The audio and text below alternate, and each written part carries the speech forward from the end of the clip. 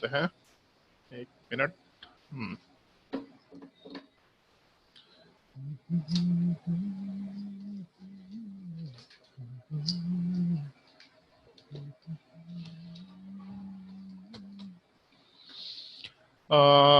Question number 11, question number 10 तक तो discussion कर ही चुके थे हम लोग। क्वेश्चन नंबर 11 वाले पार्ट को आंसर हम बता देते हैं और जो भी कहीं भी दिक्कत होगा उससे चले जाना। क्वेश्चन नंबर 11 वाले पार्ट में टॉटोमेरिज्म शो करेगा, क्वेश्चन नंबर 12 में टॉटोमेरिज्म शो नहीं करेगा, क्वेश्चन नंबर 13 में टॉटोमेरिज्म शो करेगा, क्वेश्चन नंबर 14 में टॉटोमेरिज्म शो करेगा, क्वेश्चन नंबर 15 में टॉटोमेरिज्म शो करेगा, क्वेश्चन नंबर 16 में टॉटोमेरिज्म शो करेगा, क्वेश्चन नंबर 17 में टॉटोमेरिज्म शो नहीं करना चाहिए, क्वेश्चन नंबर 18 वाले पार्ट में टॉटोमेरिज्म शो करेगा, क्वेश्चन नंबर 19 में टॉटोमेरिज्म शो नहीं करेगा, क्वेश्चन नंबर 20 वाले पार्ट में टॉटोमेरिज्म शो नहीं करेगा, क्वेश्चन नंबर 21 में टॉटोमेरिज्म शो करेगा। अगर कोई डाउट है तो बता देना, शुरू से एक बार आंसर दिखा दे रहे हैं। क्वेश्चन नंबर 11, क्वेश्चन नंबर 12, 13, 14, कोई डाउट है तो पूछ लो। 12, एक सेकेंड, 13, 14। हाँ सारा ही में डाउट है। सवाल बोला भी है, सवाल थोड़ा भारी टाइप का है तो कोई दिक्कत नहीं है। चलो क्वेश्चन नंबर 11 में किसी को कोई डाउट है तो पूछ लो। क्वेश्चन नंबर 11, चलो बढ़िया। क्वेश्चन नंबर 12 वाले पार्ट में जैसे मान लो यहाँ पे डबल बॉन्ड ऑक्सीजन है, तो अगर हम लोग इस कंपाउंड का टॉटोमराइजेशन कराते हैं तो टॉटोमराइजेशन कराने पे जहाँ डबल बॉन्ड ऑक्सीजन है उसके जस्ट बगल वाले बॉन्ड पे, मतलब इधर यहाँ या तो फिर जस्ट बगल वाले दूसरे साइड में, इन दोनों में कोई एक जगह पे पाई बॉन्ड शिफ्ट करेगा। अगर दोनों में से कहीं पे भी पाई बॉन्ड शिफ्ट करता है तो यहाँ डबल बॉन्ड बनेगा। ब्रिज हेड के ऊपर कभी भी डबल बॉन्ड का फॉर्मेशन नहीं हो सकता। तो ब्रिज हेड के ऊपर अगर कभी भी डबल बॉन्ड या पाई बॉन्ड का एग्जिस्टेंस नहीं हो सकता है, इसका मतलब ये कंपाउंड एग्जिस्ट नहीं करने वाला है। तो ये पार्ट अपने आप को दूसरे फॉर्म में कन्वर्ट नहीं कर सकता, ये मॉलिक्यूल पॉसिबल नहीं हो पाएगा। क्वेश्चन नंबर 13 वाले पार्ट में भी डाउट है सबको, तो क्वेश्चन नंबर 13 वाले पार्ट का डिस्कशन करते हैं। जैसे अगर ढंग से देखो तो कार्बन डबल बॉन्ड ऑक्सीजन के जगह पे यहाँ पे हम लोग के पास कार्बन डबल बॉन्ड नाइट्रोजन है। ये चीज दोनों तरफ है वैसे तो, उससे कोई दिक्कत नहीं है। तो जो कार्बन डबल बॉन्ड ऑक्सीजन होता है उसके पाई बॉन्ड वाले पार्ट को हम लोग जस्ट बगल वाले पार्ट पे शिफ्ट कर सकते हैं। शिफ्टिंग करने के लिए दो पॉसिबिलिटी है। दोनों में से ज्यादा स्टेबल कौन होगा उस चीज का हम लोग डिस्कशन खैर बाद में करेंगे, बट दो पॉसिबिलिटी है, दोनों तरफ इस पाई बॉन्ड को शिफ्ट करके हम लोग अपना स्ट्रक्चर बना सकते हैं।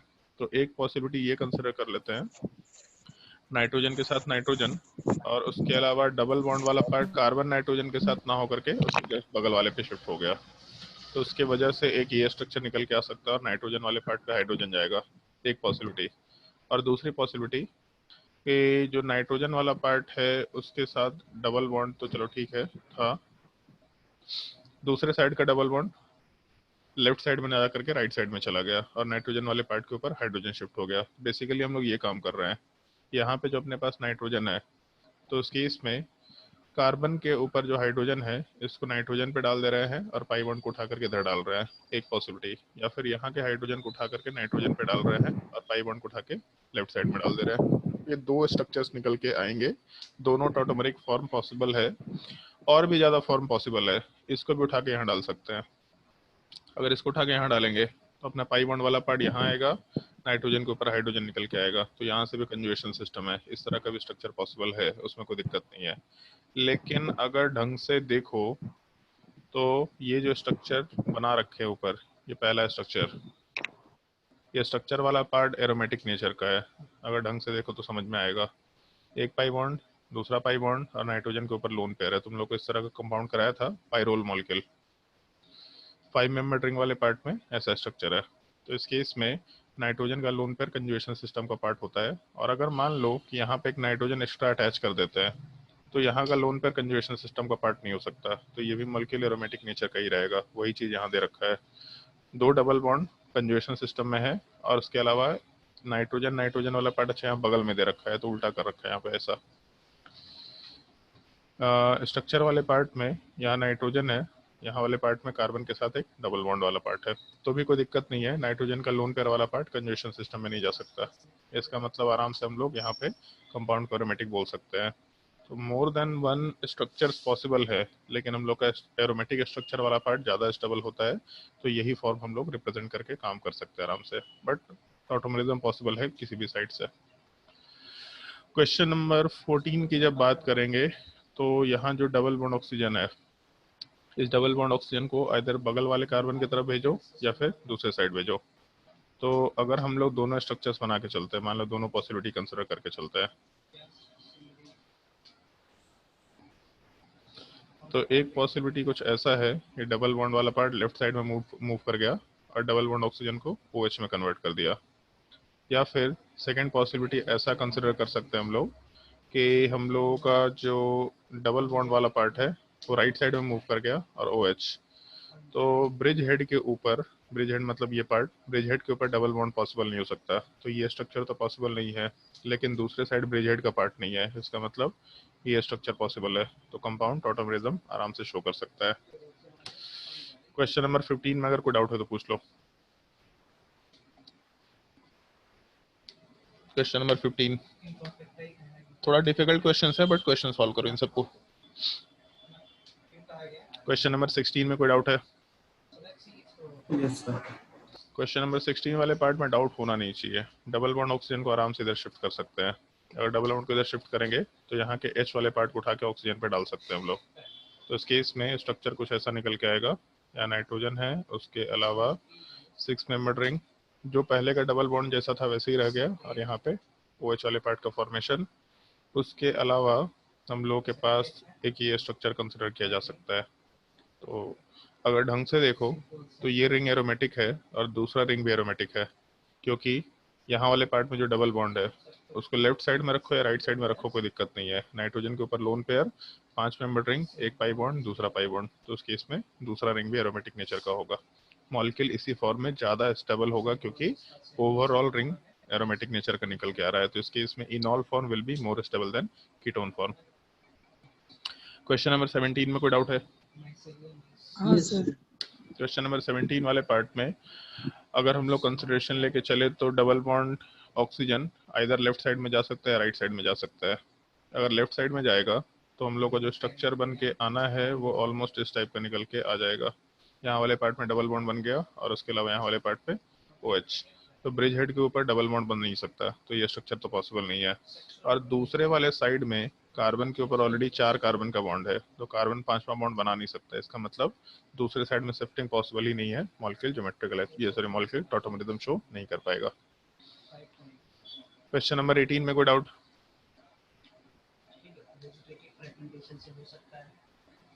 बोलो जल्दी, क्वेश्चन नंबर 18 में कोई डाउट?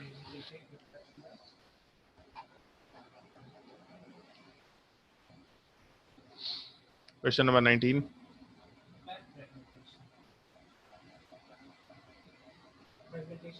Question number 20। सर 20 बता दीजिए। क्वेश्चन नंबर 20 में जैसे अगर मान लो डाउट है तो ये बताओ कि इसका टॉटोमरिक फॉर्म होगा क्या। हम लोग टॉटोमराइजेशन कराएंगे तो किधर बॉन्ड को शिफ्ट करेंगे, कैसे शिफ्ट करेंगे, एक बार सोच के बताओ। Number of pi bond same होना चाहिए, number of pi bond change नहीं करना चाहिए, तो इसका स्ट्रक्चर बना के देखो। हमको नहीं मालूम कि होगा कि नहीं होगा, अगर होगा तुम्हारे हिसाब से तो स्ट्रक्चर क्या बनेगा ये सोच के देखो।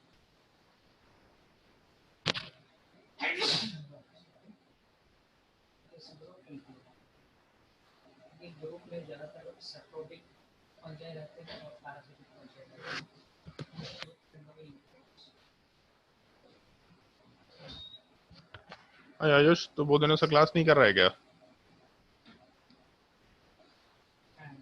आयुष राज कर रहे सर। सही में कर रहा था, दिखाई तो हाँ नहीं दे रहा था क्लास में। डेली करते सर। चलो बढ़िया।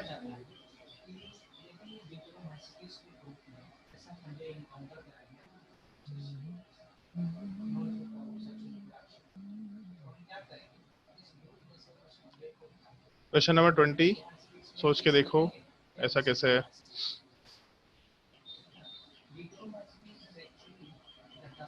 तो क्वेश्चन नंबर 20 में अगर टॉटोमराइजेशन कराएंगे तो कर क्या सकते हैं। तो अगर मान लो इस पाई बॉन्ड वाले पार्ट को राइट साइड में शिफ्ट किया, तो इसको शिफ्ट करने के टाइम पे यहाँ पे OH बनना पड़ेगा, मतलब बनाना पड़ेगा। तो उस केस में इस पाई बॉन्ड को आगे शिफ्ट कर सकते हैं, इसको आगे शिफ्ट कर सकते हैं, इसको आगे शिफ्ट कर सकते हैं, इसको भी इधर शिफ्ट कर सकते हैं। तो हम लोग का स्ट्रक्चर कुछ ऐसा निकल के आना चाहिए। 2 6 मेंबर्ड रिंग्स हैं और उसमें यहाँ वाले पार्ट में OH बना, उसके अलावा पाई बॉन्ड वाला पार्ट आगे के डायरेक्शन में शिफ्ट हुआ। एक पॉसिबिलिटी, यहाँ भी पाई बॉन्ड वाला पार्ट आगे के डायरेक्शन में शिफ्ट हुआ, यहाँ पे OH वाला पार्ट। बट यहाँ पे number of pi bond same है क्या? तो पहले वाले केस में 3 पाई बॉन्ड था, दूसरे वाले रिंग में 3 पाई बॉन्ड था और यहाँ पे बीच में एक और, मतलब टोटल 7 पाई बॉन्ड है, जबकि अपने स्ट्रक्चर वाले पार्ट में 6 ही पाई बॉन्ड है। तो ये दोनों स्ट्रक्चर सेम नहीं है। Number of pi bonds will not change, इस चीज का ध्यान रखना है, दोनों टॉटोमेरिक फॉर्म नहीं है। क्वेश्चन नंबर अगर 21 कंसिडर करें तो 21 में मेरे हिसाब से पॉसिबिलिटी है टॉटोमराइजेशन का। अगर ढंग से देखो तो ऑक्सीजन के ऊपर हाइड्रोजन वाला पार्ट एग्जिस्ट कर रहा, हम लोग चाहे तो टॉटोमराइजेशन में सारे के सारे बॉन्ड को इधर उधर शिफ्ट करा सकते हैं। जैसे इसको अगर इधर शिफ्ट कराए, ये पाई बॉन्ड आगे शिफ्ट होगा, ये पाई बॉन्ड आगे शिफ्ट होगा, ये पाई बॉन्ड आगे शिफ्ट होगा, क्योंकि यहाँ पे अल्फा हाइड्रोजन वाला पार्ट है। मतलब लंबा है चेन, बट अदरवाइज इस तरह के क्वेश्चन सब कर सकते हैं हम लोग। ये यहाँ पे कंजुगेशन सिस्टम है, जैसे इस तरह का केस है एक तरीके से, कार्बन डबल बॉन्ड ऑक्सीजन है, यहाँ पे कार्बन डबल बॉन्ड कार्बन, ऊपर से हम लिखते चले जा रहे हैं, ठीक है, इस साइड से लिखते चले जा रहे हैं केवल। तो एक कार्बन डबल बॉन्ड कार्बन हो गया, फिर वापस से कार्बन डबल बॉन्ड कार्बन हो गया, फिर वापस से कार्बन डबल बॉन्ड कार्बन हो गया, और उसके बाद एक कार्बन, उसके ऊपर OH है। तो उससे हमको कोई दिक्कत थोड़ी ना है। यहाँ से अगर हाइड्रोजन हटाए तो यहाँ पे माइनस चार्ज आएगा, माइनस चार्ज रेजोनेंस में जा सकता है, ये आगे जाएगा, ये आगे जाएगा, ये आगे जाएगा, और यहाँ वाले पार्ट पे वो माइनस का फॉर्मेशन आराम से कंसिडर किया जा सकता है।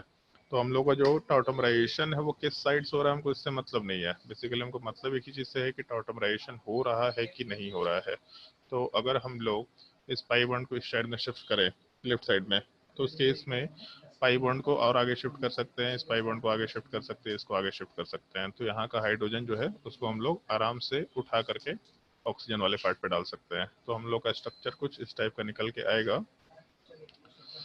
6 मेंबर रिंग, और उसके अलावा पाई बॉन्ड वाला पार्ट इधर शिफ्ट हुआ तो यहाँ पे डबल बॉन्ड ऑक्सीजन OH में कन्वर्ट होगा, दूसरा पाई बॉन्ड इधर शिफ्ट हुआ, तीसरा यहाँ रहेगा, उसके आगे वाला पाई बॉन्ड इस टाइप से कंसिडर कर सकते हैं और यहाँ पे OH वाला पार्ट बना सकते हैं। तो पहले वाले केस में टोटल मिला के 6 पाई बॉन्ड है, 3 राइट साइड वाले रिंग में और यहाँ पे 3, और दूसरे वाले केस में भी 6 पाई बॉन्ड है, मतलब टॉटोमराइजेशन पॉसिबल है। अगर इसके बाद भी कोई डाउट रहा है किसी को तो पूछ सकते हैं।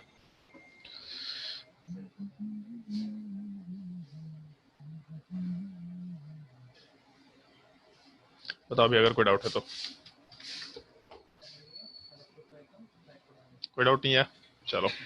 अगर डाउट नहीं है तो फिर इसके बाद हम लोग जो परसेंटेज इनॉल कंटेंट वाला पार्ट है उस चीज से रिलेटेड कुछ सवाल डिस्कस करेंगे। जैसे ये तो हम लोग डिस्कस कर चुके हैं कि रिएक्शन वाले पार्ट में टॉटोमराइजेशन हो सकता है कि नहीं हो सकता, और लास्ट क्लास में ये चीज मेंशन भी किया था तुम लोगों को कि हम लोगों के 3 तरीके से सवाल पूछे जा सकते हैं। पहला, टॉटोमराइजेशन होगा कि नहीं होगा, ठीक है।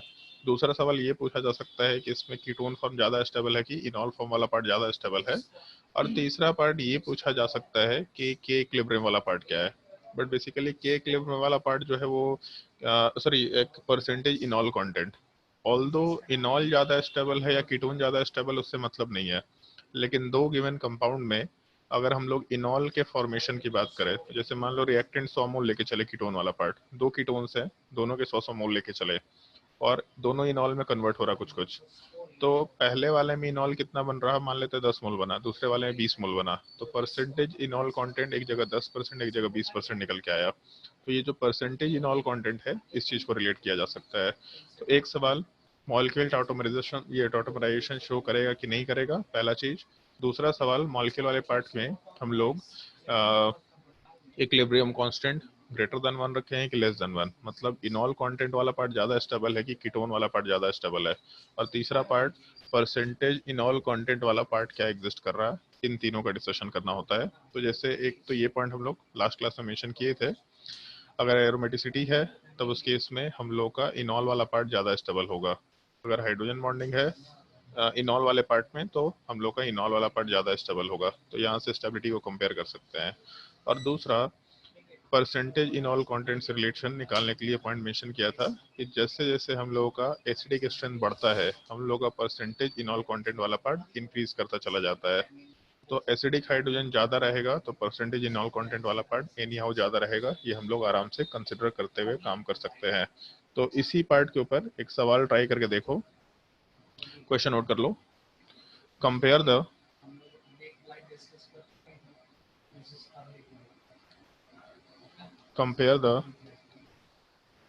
percentage enol content in the given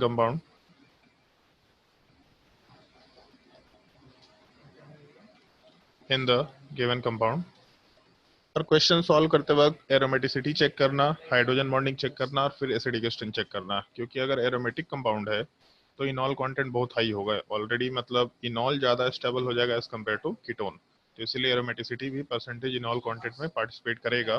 दूसरा हाइड्रोजन बॉन्डिंग तो भी इनॉल कंटेंट ज़्यादा स्टेबल होगा एज कम्पेयर टू कीटोन। तब जाके हम लोग फिर एसिडिक स्ट्रेंथ वाले पार्ट के बेसिस पे काम कर रहे होंगे। ट्राई करते जाओ question.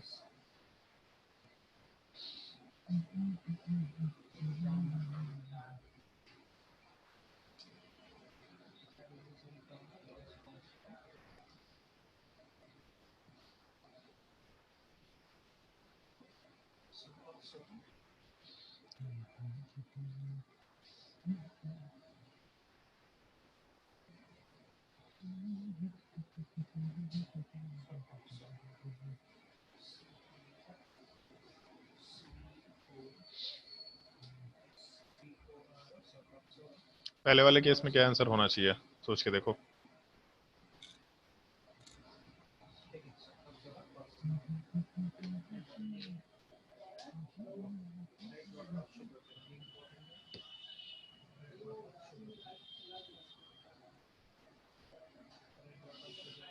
A greater than B. पहले वाले केस में अगर हम लोग एसिडिक स्ट्रेंथ कंपेयर करें तो देख के मालूम पड़ रहा है कि कार्बन तो एक तरफ से कॉमन है, इधर तो OET ग्रुप है, मतलब ईस्टर वाला टाइप का फंक्शनल ग्रुप है। तो हम लोग कार्बन के ऊपर जो माइनस चार्ज बनाना है वो दोनों सेम ही साइड बना के चल लेते हैं, अपना काम हो जाएगा। तो हम लोगों के पास इन दो स्ट्रक्चर्स में अगर एसिडिक स्ट्रेंथ कंपेयर करें, जैसे एरोमेटिसिटी का सवाल तो है नहीं, हाइड्रोजन बॉन्डिंग में नहीं हो सकता इंट्रामोलिकुलर, तो एक ही ऑप्शन बच गया एसिडिक स्ट्रेंथ वाला पार्ट। नेगेटिव चार्ज रेजोनेंस में जा सकता है, नेगेटिव चार्ज रेजोनेंस में जा सकता है, लेकिन सेकंड वाले केस में हम लोग के पास ऑक्सीजन के ऊपर लोन पेयर भी है। इसका मतलब ऑक्सीजन का लोन पेयर भी रेजोनेंस में जा सकता है। तो राइट साइड के रेजोनेंस की वजह से लेफ्ट साइड का रेजोनेंस कम होगा।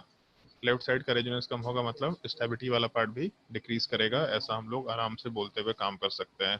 तो फर्स्ट केस में और सेकंड केस में, जो सेकंड केस है वहाँ का नेगेटिव चार्ज लेस स्टेबल है, और जिस एसिड का कंजुगेट बेस जितना कम स्टेबल होता है उसका एसिडिक स्ट्रेंथ भी कम होता है। तो अगर हम लोग एसिडिक स्ट्रेंथ के बेसिस पे कंपैरिजन करें, क्योंकि बाकी दोनों के बेसिस पे हम लोग कंपैरिजन कर नहीं पा रहे थे, तो एसिडिक स्ट्रेंथ में ए का एसिडिक स्ट्रेंथ ज़्यादा होगा एज कम्पेयर टू बी।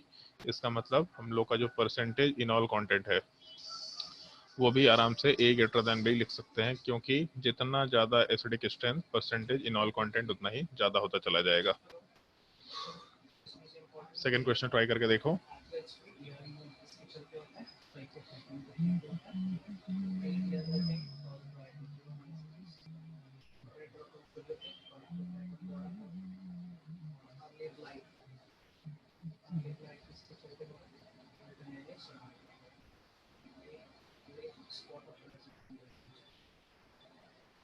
एक एक करके क्वेश्चन करा रहे हैं, आराम से सॉल्व करते जाओ क्वेश्चन।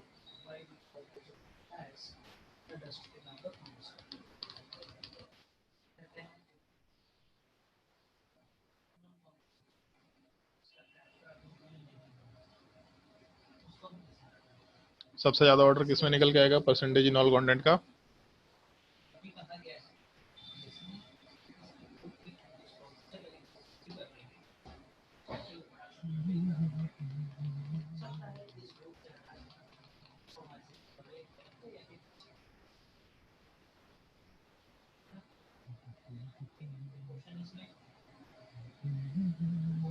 जल्दी बताओ, पर सबसे ज्यादा परसेंटेज इनॉल कंटेंट किसमें होगा?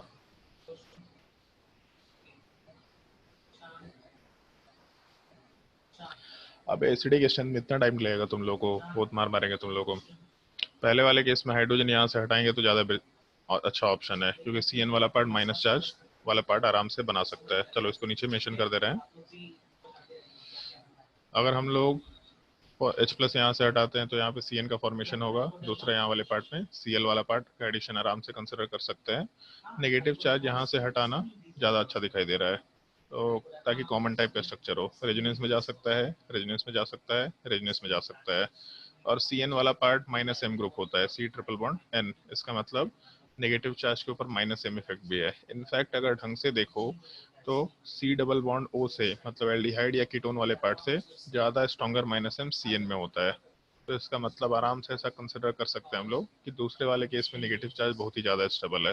थर्ड वाले केस में भी क्लोरीन वाले पार्ट में वैकेंट डी ऑर्बिटल है, इसका मतलब आराम से बैक बॉन्डिंग कंसिडर किया जा सकता है। तो वैकेंट डी ऑर्बिटल होता है तो आराम से -M के जैसा ही इफेक्ट शो किया जा सकता है, उसी चीज़ को हम लोग बैक बॉन्डिंग भी बोला करते हैं। तो इन तीनों स्ट्रक्चर्स में हम लोगों का जो पहला स्ट्रक्चर है उसका नेगेटिव चार्ज केवल -M इफेक्ट शो कर रहा है, दूसरे में भी -M तो शो कर ही रहा है, बट सेकेंड स्ट्रक्चर में -M और ज़्यादा है, और थर्ड वाले केस में भी थोड़ा एक्स्ट्रा -M है। इसका मतलब इन तीनों में सबसे ज़्यादा स्टेबल सेकेंड वाला पार्ट होगा अगर स्टेबिलिटी के हिसाब से काम करें। तो सेकेंड वाला पार्ट सबसे ज़्यादा स्टेबल, फिर उसके बाद C वाला पार्ट, और सबसे लास्ट में हम लोग A वाले पार्ट को रखेंगे। तो हम लोग का जो एसिडिक स्ट्रेंथ है, एसिडिक स्ट्रेंथ वाले पार्ट में भी सेम ऑर्डर होगा, B सबसे ज़्यादा, फिर उसके बाद C और सबसे लास्ट में A। तो परसेंटेज इन ऑल कंटेंट भी एग्जैक्टली सेम रहेगा, सबसे ज़्यादा percentage in all content B में, फिर उसके बाद C वाले पार्ट में, फिर सबसे लास्ट में A वाला पार्ट आराम से कंसिडर कर सकते हैं। एसिडिक स्ट्रेंथ कंपेयर करने आना चाहिए भाई, तुम लोगों को पहले भी बोला है कि एसिडिक स्ट्रेंथ और बेसिक स्ट्रेंथ ढंग से देख लो, क्योंकि उन सब टॉपिक्स के बिना क्वेश्चन सॉल्व करना आगे बहुत मुश्किल होगा। जिन लोगों को भी जीओसी में दिक्कत है, डाउट क्लास लेकर उसको क्लियर करने की कोशिश करो, लेकिन एसिडिक स्ट्रेंथ बेसिक स्ट्रेंथ के सारे क्वेश्चन जो नोट्स कॉपी में कराए, बहुत क्वेश्चन कराए तुम लोगों को, उन सारे के सारे क्वेश्चन को सॉल्व करो, और बुकलेट भी आराम से सॉल्व कर सकते हैं। बस बुकलेट में एक ऐसा यार इफेक्ट वाला पार्ट होगा, उस चीज को छोड़ करके एसिडिक स्ट्रेंथ बेसिक स्ट्रेंथ पूरा का पूरा आराम से सॉल्व कर सकते हैं। थर्ड क्वेश्चन,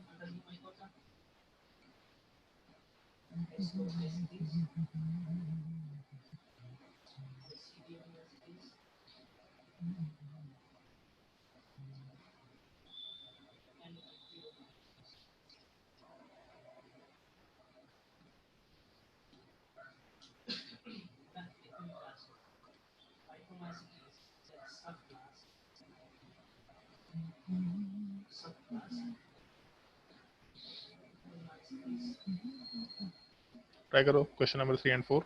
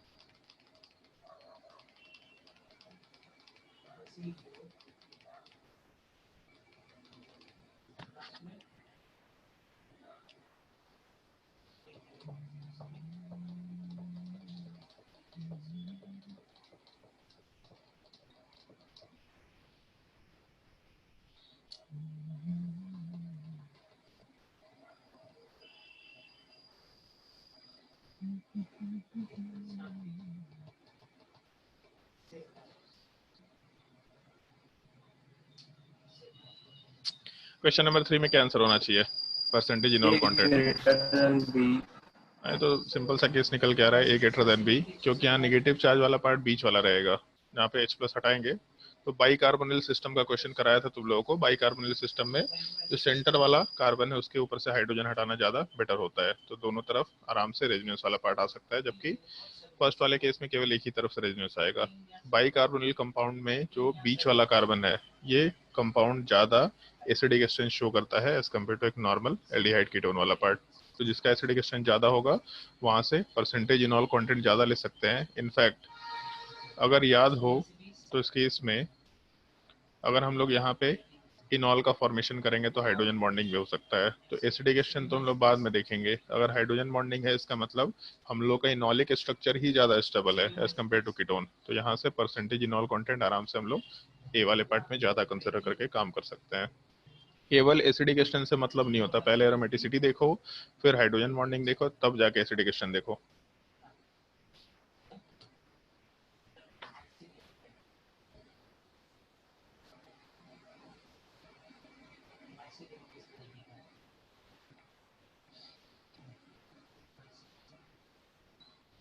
क्वेश्चन नंबर 4 वाला पार्ट ट्राई कर लो, ये भी मेरे हिसाब से बन गया होगा। Be greater than A. Simple सा केस है बी ग्रेटर देन है, कि पहले वाले केस में जो इनॉल बनेगा वो इनॉल वाला पार्ट ऐसा कुछ बन के आएगा, जबकि दूसरे वाले केस में जो इनॉल बनेगा वो फिनॉल बन जाएगा बेसिकली। पाई बॉन्ड इधर शिफ्ट होगा तो आराम से ये टॉटोमरिक फॉर्म में इनॉलिक फॉर्म आएगा, और इनॉलिक फॉर्म एरोमेटिक है, अगर एरोमेटिक है तो बहुत ज्यादा स्टेबल है, तो आराम से मॉलिक्यूल फिनॉल के ही स्ट्रक्चर में रहेगा, ऊपर वाले स्ट्रक्चर में एग्जिस्ट नहीं कर रहा होगा, ऐसा हम लोग आराम से बोल सकते हैं। तो इस केस में बी ग्रेटर देन ए। एक और क्वेश्चन ट्राई करके देख लो, क्वेश्चन नंबर 5। ऐसा कौन सा रिलेशन लेके चल सकते हैं, चलो ठीक है, ये ट्राई करके देखो।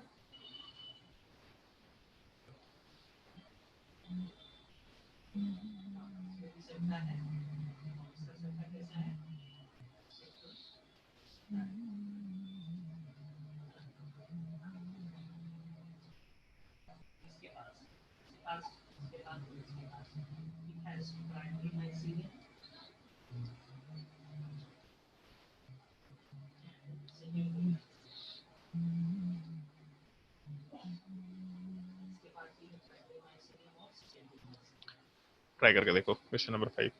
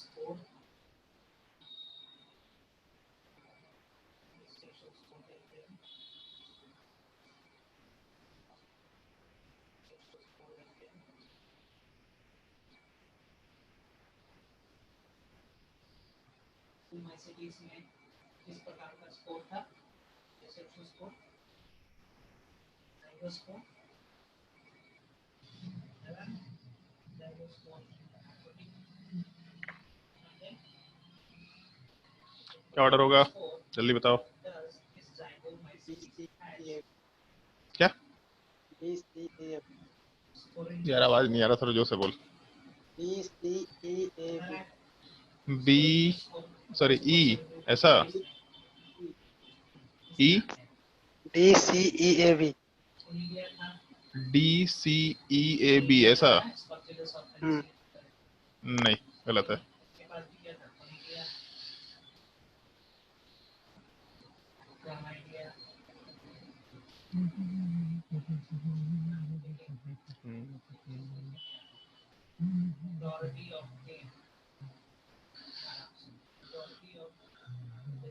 EDACB। क्या EDACB। EDACB? नहीं, थोड़ा गलत है, यहाँ तक तो ठीक है, ई और डी तो सही है। EDABC। ED, ABC। ये तो बहुत गलत है। EDCAB। हाँ, सारा परम्यूटेशन कॉम्बिनेशन मिला के बैठ ले। 3 प्लेस है, ऐसे 3 बॉक्स है, और 3 लेटर्स को भरना है ना, ए बी और सी को भरना है, तो कितने पॉसिबिलिटीज हो जाएंगे एक बार काउंट कर लो, और सारा पॉसिबिलिटी बताइए। दो 40-45 लोग हैं तो डेफिनेटली उससे तो ज्यादा ही पॉसिबिलिटी, उससे तो कम ही पॉसिबिलिटी होगा। इधर इसमें ए भर दिया, इसमें बी भर दिया, इसमें सी भर दिया, या फिर इसमें सी बी भर दिया, इसमें ए भर दिया, इसमें सी भर दिया, यही करो तुम लोग, नालायक लोग। सही से आंसर सोच के बता। ई और डी, उसके बाद सी, सी। फिर बी और उसके बाद ए। अबे गधा आदमी, अभी सबसे पहला ही क्वेश्चन यही कराया है, सेम क्वेश्चन कराया है, उसके बाद भी आंसर गलत बता रहे हैं। पहले वाले केस में जैसे ई वाले पार्ट की बात करते हैं तो यहाँ माइनस चार्ज बनेगा, माइनस एम इफेक्ट है, और यहाँ भी माइनस एम इफेक्ट है, बीच में माइनस चार्ज बनेगा तो दोनों तरफ माइनस एम इफेक्ट है। थर्ड वाले केस में भी माइनस चार्ज बनेगा तो माइनस एम और माइनस एम है। यहाँ वाले केस में जो माइनस चार्ज बनेगा इसमें एक तरफ से माइनस एम है, यहाँ भी माइनस एम है, लेकिन बाकी सारे केसेस में दो तरफ से माइनस एम था। तो ए और बी का एसिडिकेशन सबसे कम निकल के आने वाला है as compared to C D और ई। अगर हम लोग सी डी और ई की बात करें तो डबल बॉन्ड ऑक्सीजन के साथ माइनस एम तो सब जगह था, फिर यहाँ NO2 के साथ माइनस एम है जो सबसे स्ट्रॉन्गेस्ट माइनस एम ग्रुप होता है। फिर उसके बाद हम लोग यहाँ डबल बॉन्ड ऑक्सीजन रखे हैं और यहाँ OET वाला पार्ट। तो इस तरह का क्वेश्चन एक्सप्लेन कर रखा है तुम लोगों को, जैसे अगर मान लो ऐसा दे रखा, यहाँ माइनस चार्ज है और यहाँ वाले पार्ट में केवल एक डबल बॉन्ड ऑक्सीजन है, और दूसरा यहाँ पे डबल बॉन्ड ऑक्सीजन के साथ OET दे रखा। अब इन दोनों में अगर स्टेबिलिटी कंपेयर करेंगे तो नेगेटिव चार्ज केवल रेजोनेंस में जा सकता है, ये भी रेजोनेंस में जा सकता है, लेकिन ऑक्सीजन के लोन पेयर के रेजोनेंस की वजह से लेफ्ट साइड का रेजोनेंस कम होगा। तो एक साइड तो सेम है एग्जैक्टली, मतलब जो लेफ्ट साइड है ये पार्ट एग्जैक्टली सेम है, इससे कोई फर्क नहीं पड़ रहा, लेकिन राइट साइड में हम लोग का रेजोनेंस ज़्यादा है ऑप्शन डी में, लेकिन ऑप्शन सी वाले पार्ट में OET की वजह से हम लोग का रेजोनेंस थोड़ा कम निकल के आ रहा है नेगेटिव चार्ज का। तो जितना कम रेजोनेंस उतना कम स्टेबिलिटी, अगर सिमिलर टाइप का ग्रुप दे रखा तो इसका मतलब डी वाला पार्ट ज़्यादा स्टेबल होगा, तो ज़्यादा एसिडिक नेचर का कंसिडर कर सकते हैं। ई के बाद डी का नंबर, उसके बाद सी का नंबर, और ए और बी तो ऊपर कंपेयर किया था, ए ग्रेटर देन बी, ये अपना ऑर्डर निकल के आ जाना चाहिए। तो जैसे क्वेश्चन नंबर ये जो भी कराया था परसेंटेज इनॉल कंटेंट वाला पार्ट, इस परसेंटेज इनॉल कंटेंट में तुम लोगों को वो भी चीज कंसिडर करके हम लोग चल ही लिए थे कि हाँ ठीक है, यहाँ पे कीटोन फॉर्म ज्यादा स्टेबल होगा, इनॉल फॉर्म ज्यादा स्टेबल होगा, और वैसे हम कीटोन फॉर्म और इनॉल फॉर्म के स्टेबिलिटी का पार्ट तुम्हारे ऊपर छोड़ के भी चल रहे हैं, क्योंकि एरोमेटिसिटी मेरे हिसाब से सबको आता है। तो जो भी कभी स्ट्रक्चर दिखाई देगा उसमें ये नॉर्मली पूछा ही जाता है, ये कीटोन फॉर्म में, इनॉल फॉर्म में, तो इक्विलिब्रियम कांस्टेंट वाला पार्ट बताओ, तो उसमें मेरे हिसाब से कोई दिक्कत नहीं आना चाहिए, और बाकी क्वेश्चन सॉल्व करेंगे तो तुमको दिखाई दे देगा किस तरीके से क्वेश्चन हम लोग कंसिडर करके काम कर सकते हैं। एक और छोटा सा पॉसिबिलिटी होता है, लेकिन वो पॉसिबिलिटी हम लोग नॉर्मली बहुत कंसिडरेबल नहीं मान के चलते हैं। जैसे एक इस तरह का केस होता है, और ये ज्यादा काम का है भी नहीं, एक इस तरह का केस होता है, जैसे अगर मान लो यहाँ पे हम लोग कोई बड़ा ग्रुप लगा दें, तो एक बड़े ग्रुप के प्रेजेंस के वजह से भी इसका जो इनोलाइजेशन है वो होना बंद हो जाता है, मतलब जो परसेंटेज इनॉल कंटेंट होता है वो काफी ज्यादा लो हो जाता है। तो अगर हम लोगों के जिस कार्बन से हाइड्रोजन हटा के माइनस चार्ज बना सकते थे, अगर उस पर कोई बड़ा सा ग्रुप प्रेजेंट है, तो बड़े ग्रुप के स्टेरिक हिंड्रेंस के वजह से हम लोग का इनोलाइजेशन काफी कम होगा, कभी कभी इनोलाइजेशन नहीं भी होता है, इसे केस का थोड़ा ध्यान रखना होता है। अदरवाइज ये स्टेरिक हिंड्रेंस का केस एनसीईआरटी में कहीं मेंशन नहीं कर रखा, तो अपने लिए इंपॉर्टेंट कंसिडर नहीं कर सकते इस चीज को हम लोग, उसके बिना भी काम आराम से किया जा सकता है। तो मेरे हिसाब से यहाँ तक किसी को दिक्कत नहीं आया होगा। तो अब तुम लोग जो तुम लोग को बुक बोल रखा है डीके सिंह, तो डीके सिंह वाले पार्ट में आराम से आइसोमरिज्म का सारा क्वेश्चन सॉल्व कर सकते हैं। आइसोमरिज्म के जितने क्वेश्चंस हैं वो पूरा का पूरा टॉपिक सॉल्व कर सकते हैं, जिनके पास MS चौहान है। अगर वो चाहे तो MS चौहान का भी पूरा का पूरा क्वेश्चन आराम से सॉल्व कर सकते हैं। टॉटोमराइजेशन हो गया, स्ट्रक्चरल आइसोमरिज्म हो गया, कंफर्मेशनल आइसोमरिज्म हो गया।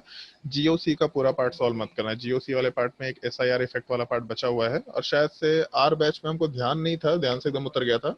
R बैच में शायद bond length, bond strength comparison नहीं बताया, तो एक बार हम आज पूछने वाले थे, मतलब एकदम से कल परसों में ध्यान आया था कि शायद से उस बैच में नहीं बताया था, ये बैच में बता चुके हैं।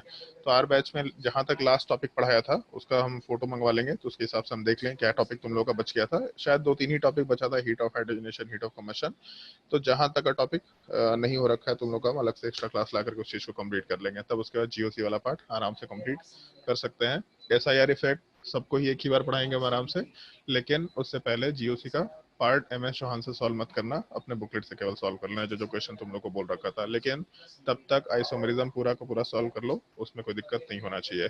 बाकी एक छोटा सा पार्ट है, अगर तुम लोगों को आइसोमरिज्म का पार्ट याद हो तो आइसोमरिज्म वाले पार्ट में एक ऑर्डर ऑफ प्रायोरिटी बताए थे। फंक्शनल ग्रुप वाला पार्ट सबसे ज्यादा प्रायोरिटी में होता है, फिर मेटामर वाला पार्ट निकल के आता है, फिर उसके बाद हम लोग ये क्या बोलते हैं, चेन आइसोमर वाला पार्ट, और सबसे लास्ट में पोजीशन आइसोमर की बात करते हैं।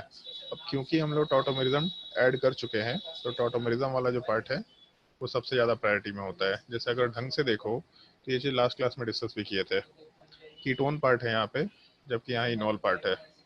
तो कीटोन और इनॉल थोड़ा अलग अलग फंक्शनल ग्रुप है, तो फंक्शनल ग्रुप आइसोमर बोला जा सकता था, लेकिन क्योंकि दोनों आपस में इंटर कन्वर्टेबल है due to migration of hydrogen atom, तो टाउटोमर बोलना यहाँ पे ज्यादा प्रिसाइज कंसिडर करेंगे rather than functional group isomer. तो इसीलिए टाउटोमरिज्म का जो प्रायोरिटी है वो थोड़ा और हाइयर होता है as compared to functional group. तो उस ऑर्डर में थोड़ा मॉडिफिकेशन हम लोग कंसिडर कर सकते हैं आइसोमरिज्म में।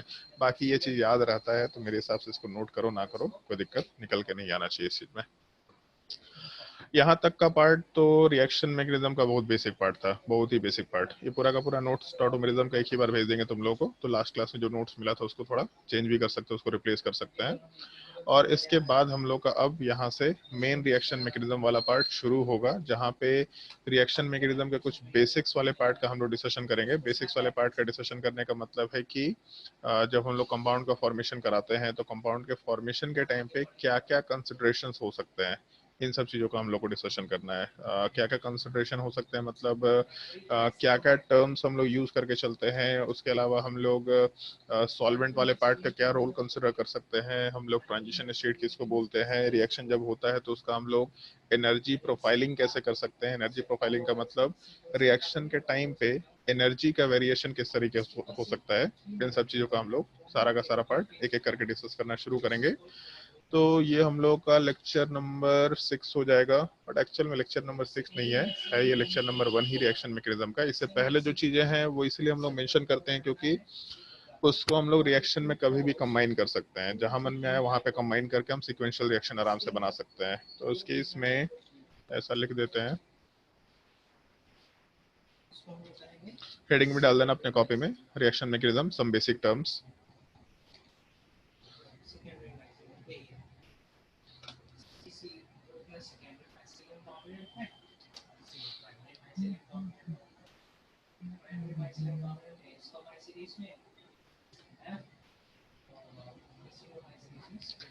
और इन बेसिक टर्म्स वाले पार्ट में हम लोग आराम से कुछ कुछ टर्म्स का डिस्कशन करना शुरू करेंगे। उसी में एक छोटा सा टर्म एक्स्ट्रा हम लोग इंट्रोड्यूस कर लेंगे, सॉल्वेशन इफेक्ट। और यहाँ पे सॉल्वेशन इफेक्ट डिस्कस करेंगे तो हम लोग केमिकल बॉन्डिंग वाले पार्ट में उस चीज का डिस्कशन नहीं करेंगे, यहाँ से अपना काम चल जाएगा। जो हम लोगों को टर्म्स यूज करने हैं उन सब में, जैसे एक तो हम लोग टर्म यूज करते हैं, सबसे पहला कौन सा टर्म यूज करके चले, चलो ठीक है, सबसे पहले हम लोग ट्रांजिशन स्टेट वर्ड यूज कर लेते हैं। Transition state. सेकेंड टर्म जो हम लोग को कंसिडर करना है वो इंटरमीडिएट हो गया। तीसरा term energy coordinate diagram. Energy coordinate diagram, note करते जाओ इन चीज़ों को। बहुत ही बेसिक टर्मिनोलॉजी है जिनको थोड़ा हम लोग शुरू में इंट्रोडक्शन के लिए मेंशन कर रहे हैं। इन सबको आगे यूज करेंगे हम लोग, बार बार ये टर्म्स यूज होगा तो यूज टू हो जाएंगे, इसमें कोई दिक्कत नहीं है। एनर्जी कोऑर्डिनेट डायग्राम वाले पार्ट के बाद फिर हम लोग इलेक्ट्रोफाइल की बात कर सकते हैं। इलेक्ट्रोफाइल वाले पार्ट के बाद हम लोग लिविंग ग्रुप की बात कर सकते हैं। और बेसिकली लिविंग ग्रुप की भी बात नहीं करेंगे, लिविंग ग्रुप एबिलिटी की बात करेंगे हम लोग। फिर उसके बाद हम लोग चाहे तो सॉल्वेंट की बात कर सकते हैं। एक काम करते हैं, यहाँ पे हम 4th नंबर में सॉल्वेंट डाल देते हैं पहले, तो ज़्यादा बेटर होगा। पहले सॉल्वेंट का डिस्कशन कर लेंगे, फिर लिविंग ग्रुप एबिलिटी डिस्कस कर लेते हैं, फिर उसके बाद इलेक्ट्रोफाइल का डिस्कशन कर सकते हैं हम लोग। और 7th टर्म न्यूक्लियोफाइल जो हम लोग को कंसिडर करके चलना होगा। और जब हम लोग एनर्जी कोऑर्डिनेट डायग्राम डिस्कस करेंगे तो उस एनर्जी कोऑर्डिनेट डायग्राम में लास्ट क्लास में जो टर्म यूज किया था तुम्हारे लिए, रेट डिटरमाइनिंग स्टेप, उस चीज को हम लोग किसी पर्टिकुलर पार्ट में आराम से मेंशन करके चलेंगे। न्यूक्लियोफाइल इसलिए हम लोग सबसे लास्ट में डिस्कस कर रहे हैं क्योंकि न्यूक्लियोफाइल में सॉल्वेंट का भी रोल होता है। मतलब कोई भी न्यूक्लियोफाइल है, उस न्यूक्लियोफाइल से रिलेटेड हम लोग का क्या स्ट्रेंथ होता है। स्ट्रेंथ होने का मतलब कोई न्यूक्लियोफाइल कितना स्ट्रांग हो सकता है। तो न्यूक्लियोफाइल के साथ साथ हम लोग उसके स्ट्रेंथ की अगर बात करें तो उस चीज को हम लोग न्यूक्लियोफिलिसिटी बोलते हैं। तो न्यूक्लियोफाइल एंड न्यूक्लियोफिलिसिटी दोनों के दोनों पार्ट हम लोग यहाँ पे डिस्कस करेंगे। उसके लिए हम लोग को सॉल्वेंट वाले पार्ट के बारे में आइडिया होना चाहिए, तभी जाकर के हम लोग ये डिस्कशन कर पाएंगे। नोट कर लो सारे टर्म्स।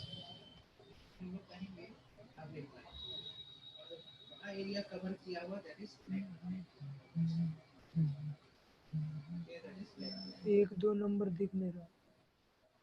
एक ही 2 नंबर नोट नहीं किया है जी, कितना धीरे नोट करता है अभी तो। ये देख, यहाँ पे देख, ये कौन सा है? ये कौन सा होगा बोलो? ये कौन सा होगा? डायग्राम में दिख रहा है। हेलो, हाँ हाँ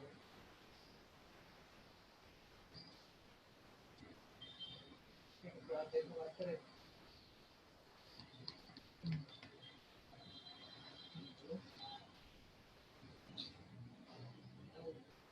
हाँ ये देखो, ये कौन सा ब्लैक होगा? देख, ठीक है, छोटे छोटे स्पॉट देख रहे हैं, ये आगे ब्लैक हो जाएगा।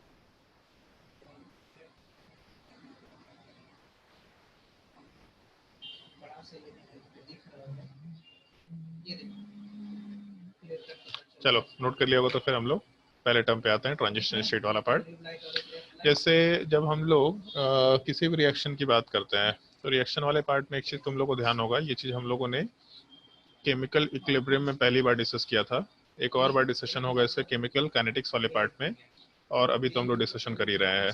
जब हम लोग केमिकल इक्विलिब्रियम यूज करते हैं तो वहाँ पे हम लोग एक्टिवेटेड स्टेट या कॉम्प्लेक्स स्टेट वर्ड यूज करते हैं, सेम चीज केमिकल काइनेटिक्स में भी आएगा, लेकिन हम लोग ऑर्गेनिक केमिस्ट्री में टर्म ट्रांजिशन स्टेट ही यूज करके चला करेंगे। कोई भी रिएक्शन, जैसे मान लो ऐसा दे रखा, कोई भी मान लो एक्सोथर्मिक रिएक्शन है या इंडोथर्मिक रिएक्शन है, वैसे जिससे सवाल पूछेंगे वही जवाब देना। अगर मान लो ऐसा रिएक्शन दे रखा तो ये एक्सोथर्मिक है कि इंडोथर्मिक है, जिससे सवाल पूछेंगे वही जवाब देगा। आज दो दो वैभव दिखाई दे रहा है भाई। नहीं, वैभव वैभव नॉर्मल वैभव, बताओ भाई एक्सोथर्मिक है कि इंडोथर्मिक है?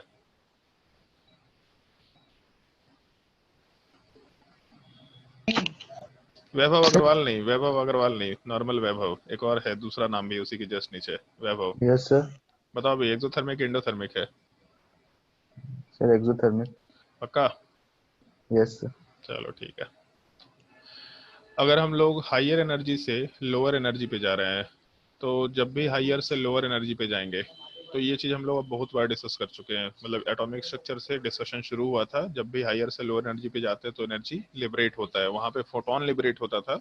बट फोटोन क्या है? तो बेसिकली बंडल ऑफ एनर्जी है। तो इस केस में जब भी हायर से लोअर पे जाएंगे तो एनर्जी लिबरेट होगा, तो रिएक्टेंट हायर एनर्जी पे है और प्रोडक्ट वाला पार्ट लोअर एनर्जी पे है। इसका मतलब जब भी कभी हायर एनर्जी से लोअर एनर्जी पे जाएंगे तो एनर्जी लिबरेट होगा, और अगर एनर्जी लिबरेट होगा तो डेल्टा एच का साइन नेगेटिव लेके चल सकते हैं। इसका मतलब आराम से एक्सोथर्मिक रिएक्शन कंसिडर कर सकते हैं। तो अगर मान लो जस्ट उल्टा पार्ट है, उल्टा पार्ट मतलब रिएक्टेंट लोअर एनर्जी पे है और प्रोडक्ट हायर एनर्जी पे, तो इस केस में हम लोग आराम से डेल्टा एच वाला पार्ट पॉजिटिव ले सकते हैं, क्योंकि लोअर से हायर जाने के लिए सिस्टम हीट एब्जॉर्ब करेगा, और जब हीट एब्जॉर्ब करेगा तो सिस्टम का एनर्जी बढ़ेगा। ये चीज थर्मोडायनेमिक्स में डिस्कस भी किया था। साइन कन्वेंशन बहुत ही सिंपल सा चीज है, क्या करना होता है, तो जिस प्रोसेस में सिस्टम का एनर्जी बढ़ता है वहां साइन पॉजिटिव लेंगे हम लोग, जिस प्रोसेस के टाइम पे सिस्टम का एनर्जी घटता है वहां साइन नेगेटिव लेंगे।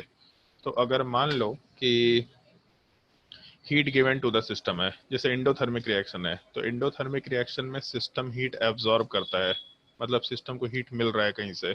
तो अगर सिस्टम हीट एब्जॉर्ब करेगा तो सिस्टम का जो एनर्जी है वो बढ़ेगा, और सिस्टम का एनर्जी बढ़ेगा तो पॉजिटिव साइन। जैसे हम लोग रेडबुल पियेंगे, तो जब रेडबुल पियेंगे तो एनर्जी बढ़ेगा, पंख लग जाएगा, हम लोग उड़ने लग जाएंगे हम लोग। तो जब रेडबुल पियेंगे तो एनर्जी एब्जॉर्ब किए, जिस भी फॉर्म में एब्जॉर्ब किए, वो ग्लूकोज वाला पार्ट एब्जॉर्ब किए, ग्लूकोज वाला पार्ट एनर्जी में कन्वर्ट हुआ तुरंत। तो इस केस में अगर हम लोग रेडबुल पिए तो अपना एनर्जी बढ़ा, तो एनर्जी बढ़ा मतलब डेफिनेटली कुछ पॉजिटिव पार्ट आया उसमें, तो इस केस में डेल्टा एच का साइन पॉजिटिव ले सकते हैं। बट अगर हम लोग मान लो रेडबुल पी के उड़ने लग गए, तो एक सर्टेन टाइम तक तो उड़ जाएंगे, और जब एनर्जी खत्म होगा तो नीचे धम से गिरेंगे।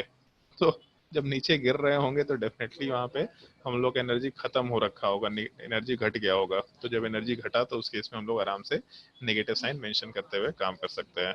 और रेडबुल का एग्जांपल हम इसलिए दे रहे हैं क्योंकि हमको यूट्यूब में आज ही ऐड दिखाई दिया था रेडबुल का, बड़ा अच्छा ऐड था, तो इसलिए ध्यान में आ गया रेडबुल का एग्जाम्पल। तो इस केस में जब भी कभी एक्सोथर्मिक रिएक्शन होगा तो एक्सोथर्मिक रिएक्शन में सिस्टम हीट रिलीज करता है, तो सिस्टम का एनर्जी घटेगा। अगर भले ही हम लोग को कंटेनर गर्म दिखाई देता है, कंटेनर गर्म इसलिए हो रहा है क्योंकि जो हीट रिलीज करने की कोशिश कर रहा है, तो पूरे जो सॉल्यूशन है, मान लो वाटर है, उसमें वो सारे के सारे उसी हीट को एब्जॉर्ब करने की कोशिश कर रहे हैं। लेकिन एक्चुअल में जो रिएक्टेंट्स आपस में रिएक्ट कर रहे हैं वो टोटल मिल करके हीट रिलीज करने की कोशिश कर रहा है। तो पूरा सिस्टम हीट रिलीज करने की कोशिश कर रहा है, तभी आजू बाजू का टेम्परेचर हम लोग को थोड़ा हायर दिखाई देता है, मतलब सिस्टम अपने अंदर का एनर्जी किसी तरीके से लोअर करने की कोशिश कर रहा होगा। तो जब सिस्टम एनर्जी लोअर करेगा तो साइन हम लोग का आराम से डेल्टा एच का नेगेटिव निकल के आएगा और एक्सोथर्मिक रिएक्शन कंसिडर करते हुए काम कर सकते हैं।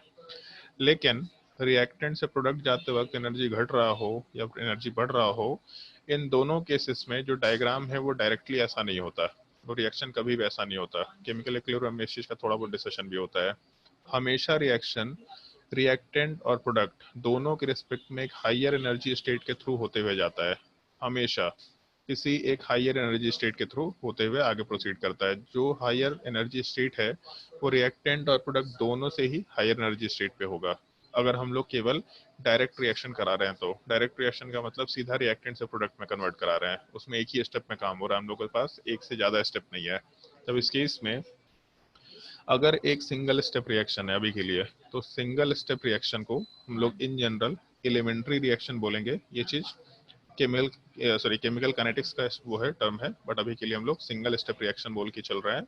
अगर सिंगल स्टेप रिएक्शन है तो उस केस में रिएक्टेंट और प्रोडक्ट से हमेशा एक इमेजिनरी स्टेट हायर एनर्जी पे कंसिडर करते हुए काम करेंगे। वो इमेजिनरी स्टेट जिसके थ्रू रिएक्शन प्रोसीड करता है, उसी इमेजिनरी स्टेट वाले पार्ट को हम लोग ट्रांजिशन स्टेट भी बोलते हैं।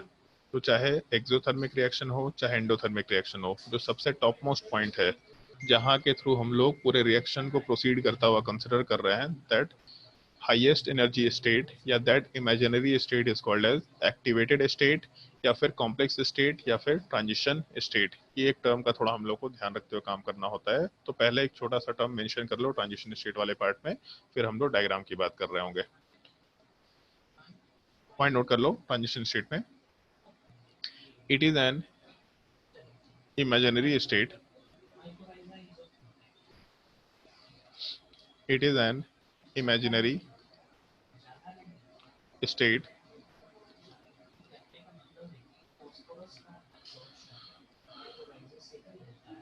ऐसा मेंशन कर लो, एनर्जी हायर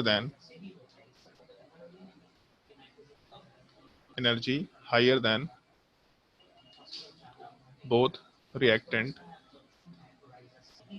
एंड प्रोडक्ट, और उसमें मेंशन कर लेना एलिमेंट्री स्टेप।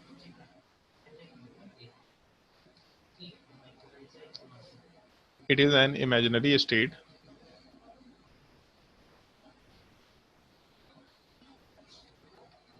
उसके बाद कुछ energy higher than both reactant and product elementary step में, थ्रू विच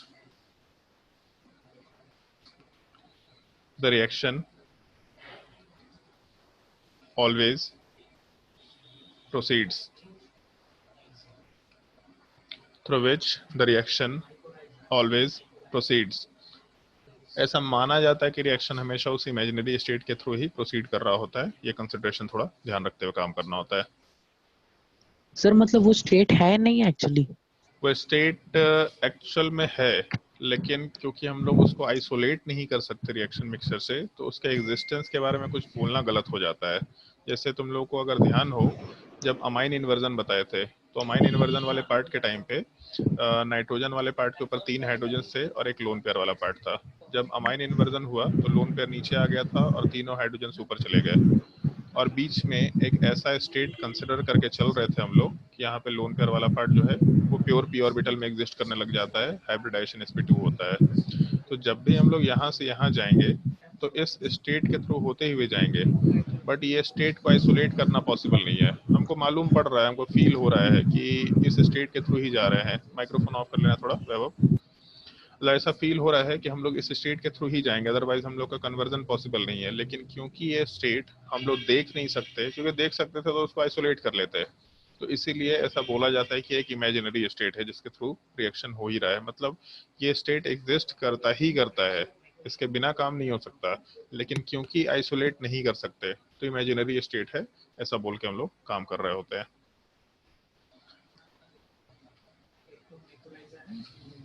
उसके नीचे पॉइंट मेंशन कर लेना, all the bond formation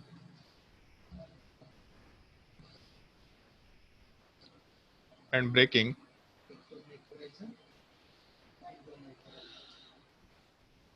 are considered to take place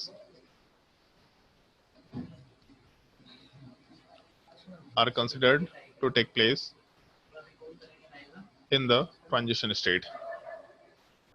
जो हम लोग का ट्रांजिशन स्टेट है, हम लोग ऐसा एज्यूम करते हैं कि हम लोग के सारे बॉन्ड फॉर्मेशन और बॉन्ड ब्रेकिंग एग्जैक्टली उसी ट्रांजिशन स्टेट में ही कैरी आउट होते हैं। ये एक छोटा सा पॉइंट ध्यान रखना होता है, मतलब उससे पहले कोई बॉन्ड नहीं बन रहा, उससे पहले कोई बॉन्ड ब्रेक नहीं हो रहा, ट्रांजिशन स्टेट में सारे बॉन्ड बन रहे हैं, सारे बॉन्ड ब्रेक हो रहे हैं, तो उसके बाद हम लोग आराम से प्रोडक्ट वाले साइड में मूव कर सकते हैं।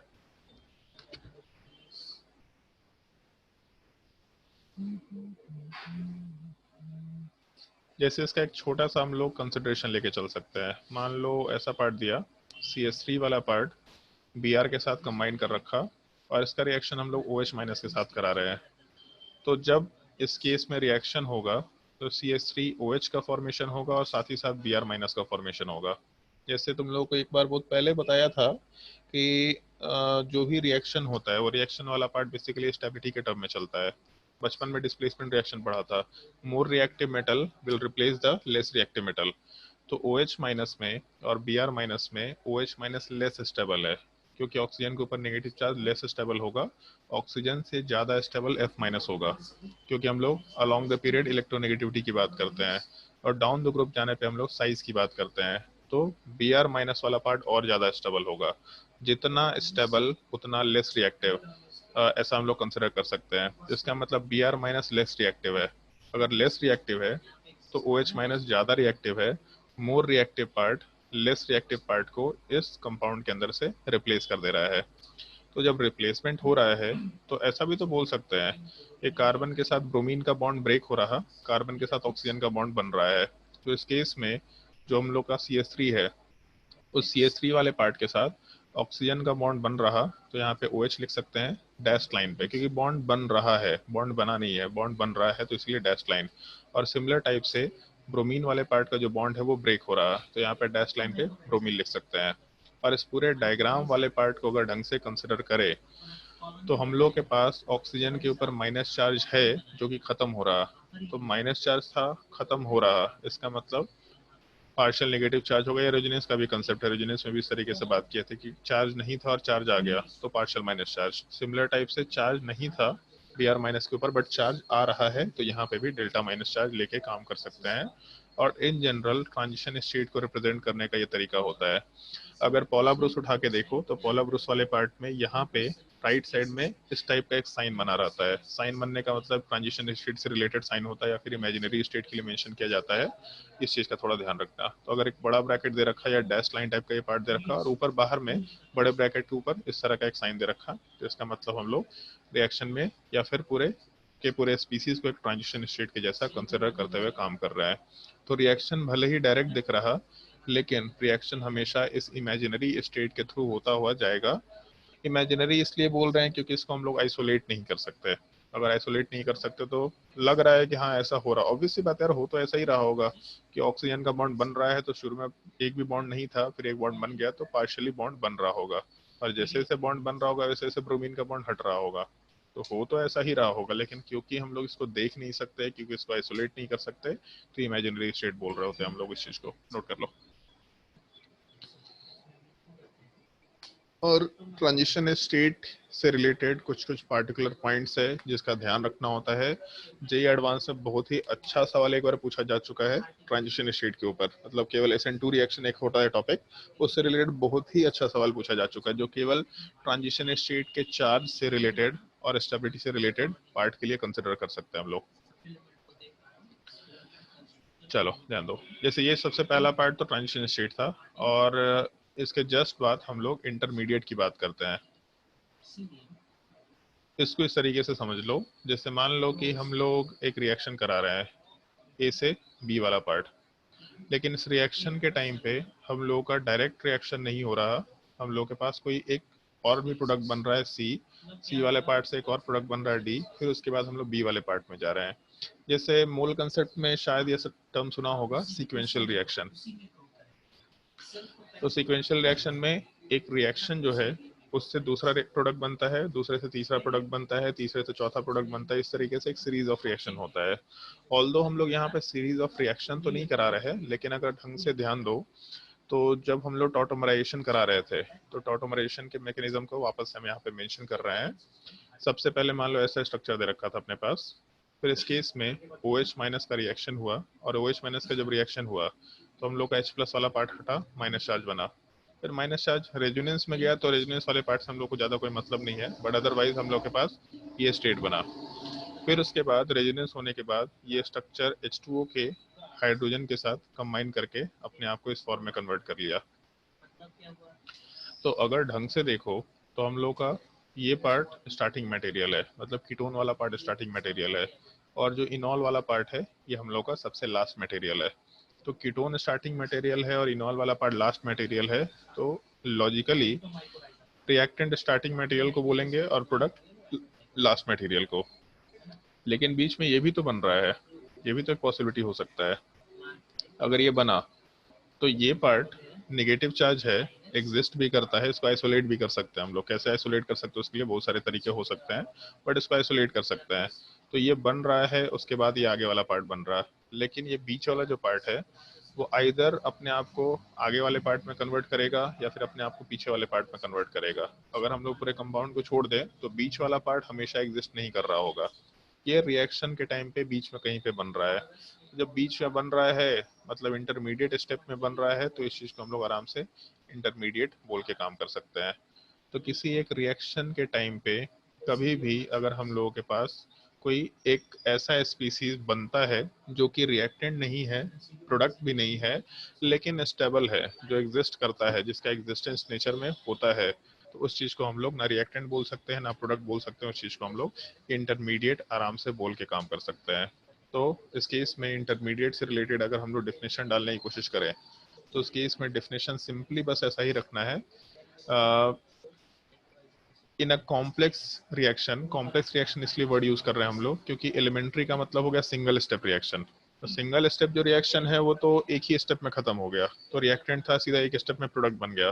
तो सिंगल स्टेप रिएक्शन में कोई भी इंटरमीडिएट स्टेज ही नहीं आया, कोई भी स्टेज नहीं आया, इसका मतलब वहां पे इंटरमीडिएट की बात नहीं कर सकते। लेकिन अगर एक कॉम्प्लेक्स रिएक्शन हुआ, कॉम्प्लेक्स रिएक्शन का मतलब जिसमें दो या दो से ज्यादा स्टेप हो, उसको हम लोग in general multi step reaction भी बोल सकते हैं। मतलब ये रिएक्शन के टर्म को यूज करने का तरीका होता है, मल्टी स्टेप रिएक्शन या फिर कॉम्प्लेक्स रिएक्शन। तो किसी भी कॉम्प्लेक्स रिएक्शन में जो भी स्पीसीज बनते हैं apart from reactant and product, they are called as intermediates. तो डेफिनेशन अपना नोट कर लो। All the species which are formed all the species which are formed during a multi-step reaction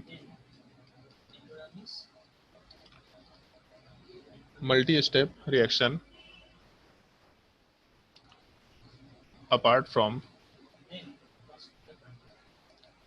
reactant and product are called as intermediates, are called as intermediates।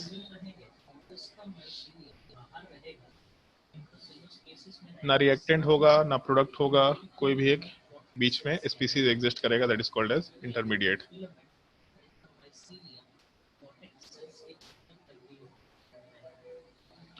और इसमें एक छोटा सा point consider कर सकते हैं, if the intermediate is very stable,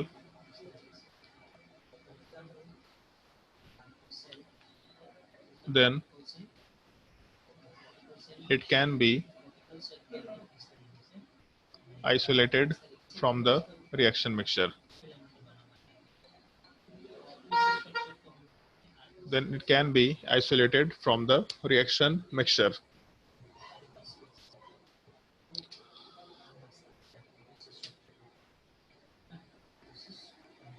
अगर intermediate बहुत ही ज्यादा स्टेबल होगा तो इन जनरली इंटरमीडिएट वाला पार्ट न्यूट्रल भी हो सकता है, चार्ज भी हो सकता है, कोई दिक्कत नहीं है। अगर इंटरमीडिएट बहुत ज़्यादा स्टेबल होगा, आगे जाने के बाद मालूम पड़ेगा कि इंटरमीडिएट बहुत ज़्यादा स्टेबल हो सकते हैं, जैसे आइसोसाइनेट वगैरह सब जो होता है, तो आइसोसाइनेट वगैरह सब बहुत ज़्यादा स्टेबल होते हैं। उन सब कंपाउंड्स को हम लोग रिएक्शन मिक्सचर से आइसोलेट भी कर सकते हैं। तो इसी वजह से इंटरमीडिएट टर्म आया, क्योंकि जब रिएक्शन हो रहा था तो उसमें दिखा कि रिएक्शन में रिएक्टेंट और प्रोडक्ट के अलावा भी बीच में कुछ कुछ मिल जा रहा है। तो उसके वजह से ये सब चीज़ें डिफाइन की गई कि अच्छा रिएक्शन होते वक्त डायरेक्ट रिएक्शन होता है ऐसा जरूरी नहीं है, हो सकता है रिएक्टेंट से प्रोडक्ट के कन्वर्जन के टाइम पे कुछ स्पीसीज और भी बनते हैं, तो उन स्पीसीज को हम लोग इंटरमीडिएट स्टेप में बना रहे हैं, इसलिए आराम से उसको इंटरमीडिएट बोलते हुए काम कर सकते हैं। और इन दोनों टर्म्स के रिलेटेड कुछ और पॉइंट्स होंगे जो हम लोगों को आगे डिस्कस करना होगा, और उस चीज़ को हम लोग रिएक्शन कोऑर्डिनेट डायग्राम में डिस्कस किया करते हैं। तो पहले हेडिंग डाल दो रिएक्शन कोऑर्डिनेट डायग्राम, उसमें फिर से इंटरमीडिएट और ट्रांजिशन स्टेट से रिलेटेड कुछ पार्ट हम लोग डिस्कस करेंगे। हेडिंग डाल दो रिएक्शन कोऑर्डिनेट डायग्राम। और इसी चीज को एनर्जी प्रोफाइलिंग भी बोला जाता है, या एनर्जी प्रोफाइल डायग्राम भी बोला जा सकता है।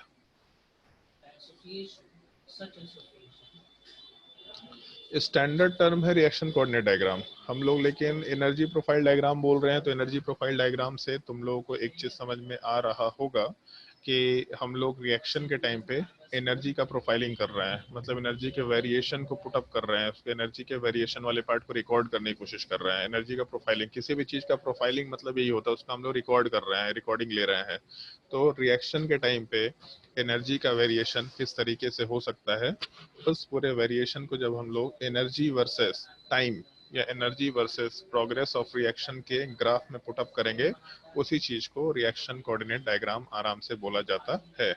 तो जैसे रिएक्शन कोऑर्डिनेट डायग्राम में बस एक छोटा सा थ्योरेटिकल पॉइंट नोट कर लो, उसके बाद हम लोग डायग्राम वाले पार्ट पे आएंगे। इट इज द प्लॉटिंग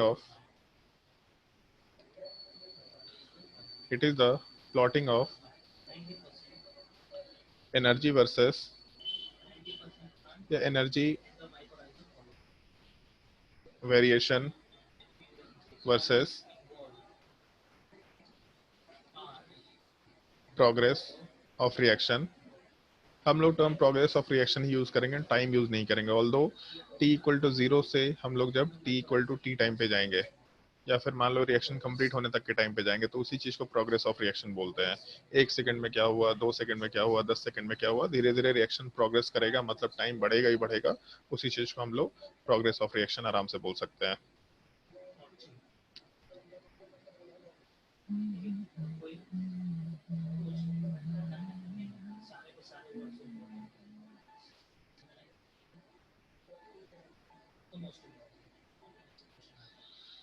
जैसे अगर मान लो कि हम लोग डायग्राम की बात करें, तो हम लोग 2-3 पॉसिबिलिटीज की बात कर सकते हैं आराम से। 2-3 पॉसिबिलिटीज वाले पार्ट में हम लोग को करना तो वही चीज है, एनर्जी कोऑर्डिनेट डायग्राम वाला पार्ट ही, सॉरी रिएक्शन कोऑर्डिनेट डायग्राम वाला पार्ट बनाना है। तो हम लोग को बेसिकली ये कंसिडरेशन करना है कि हम लोगों के वाई एक्सिस के साइड में एनर्जी होगा, और नीचे वाले पार्ट में प्रोग्रेस ऑफ रिएक्शन आराम से मेंशन कर सकते हैं। प्रोग्रेस ऑफ रिएक्शन मेंशन करो या टाइम मेंशन करो, कोई दिक्कत नहीं है।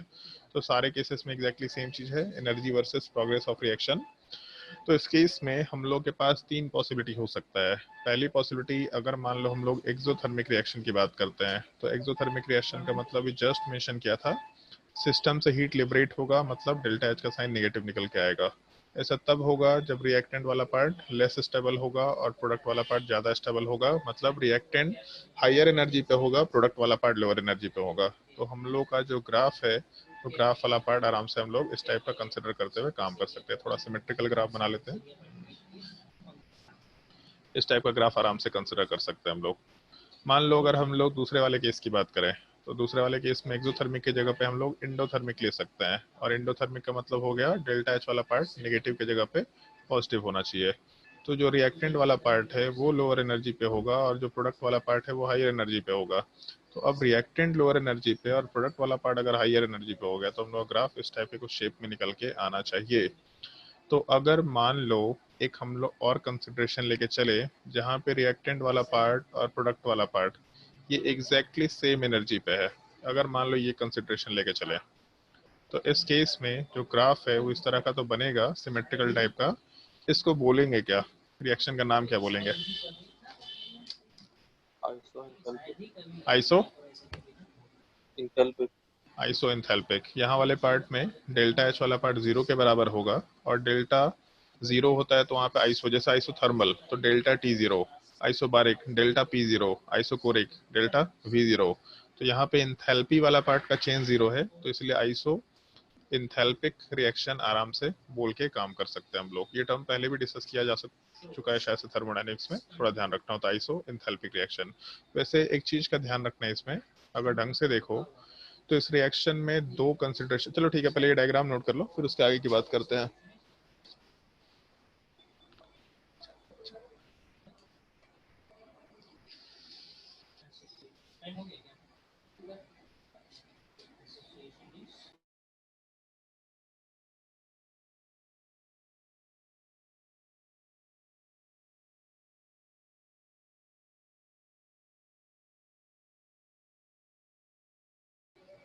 ये भी कहा जाता है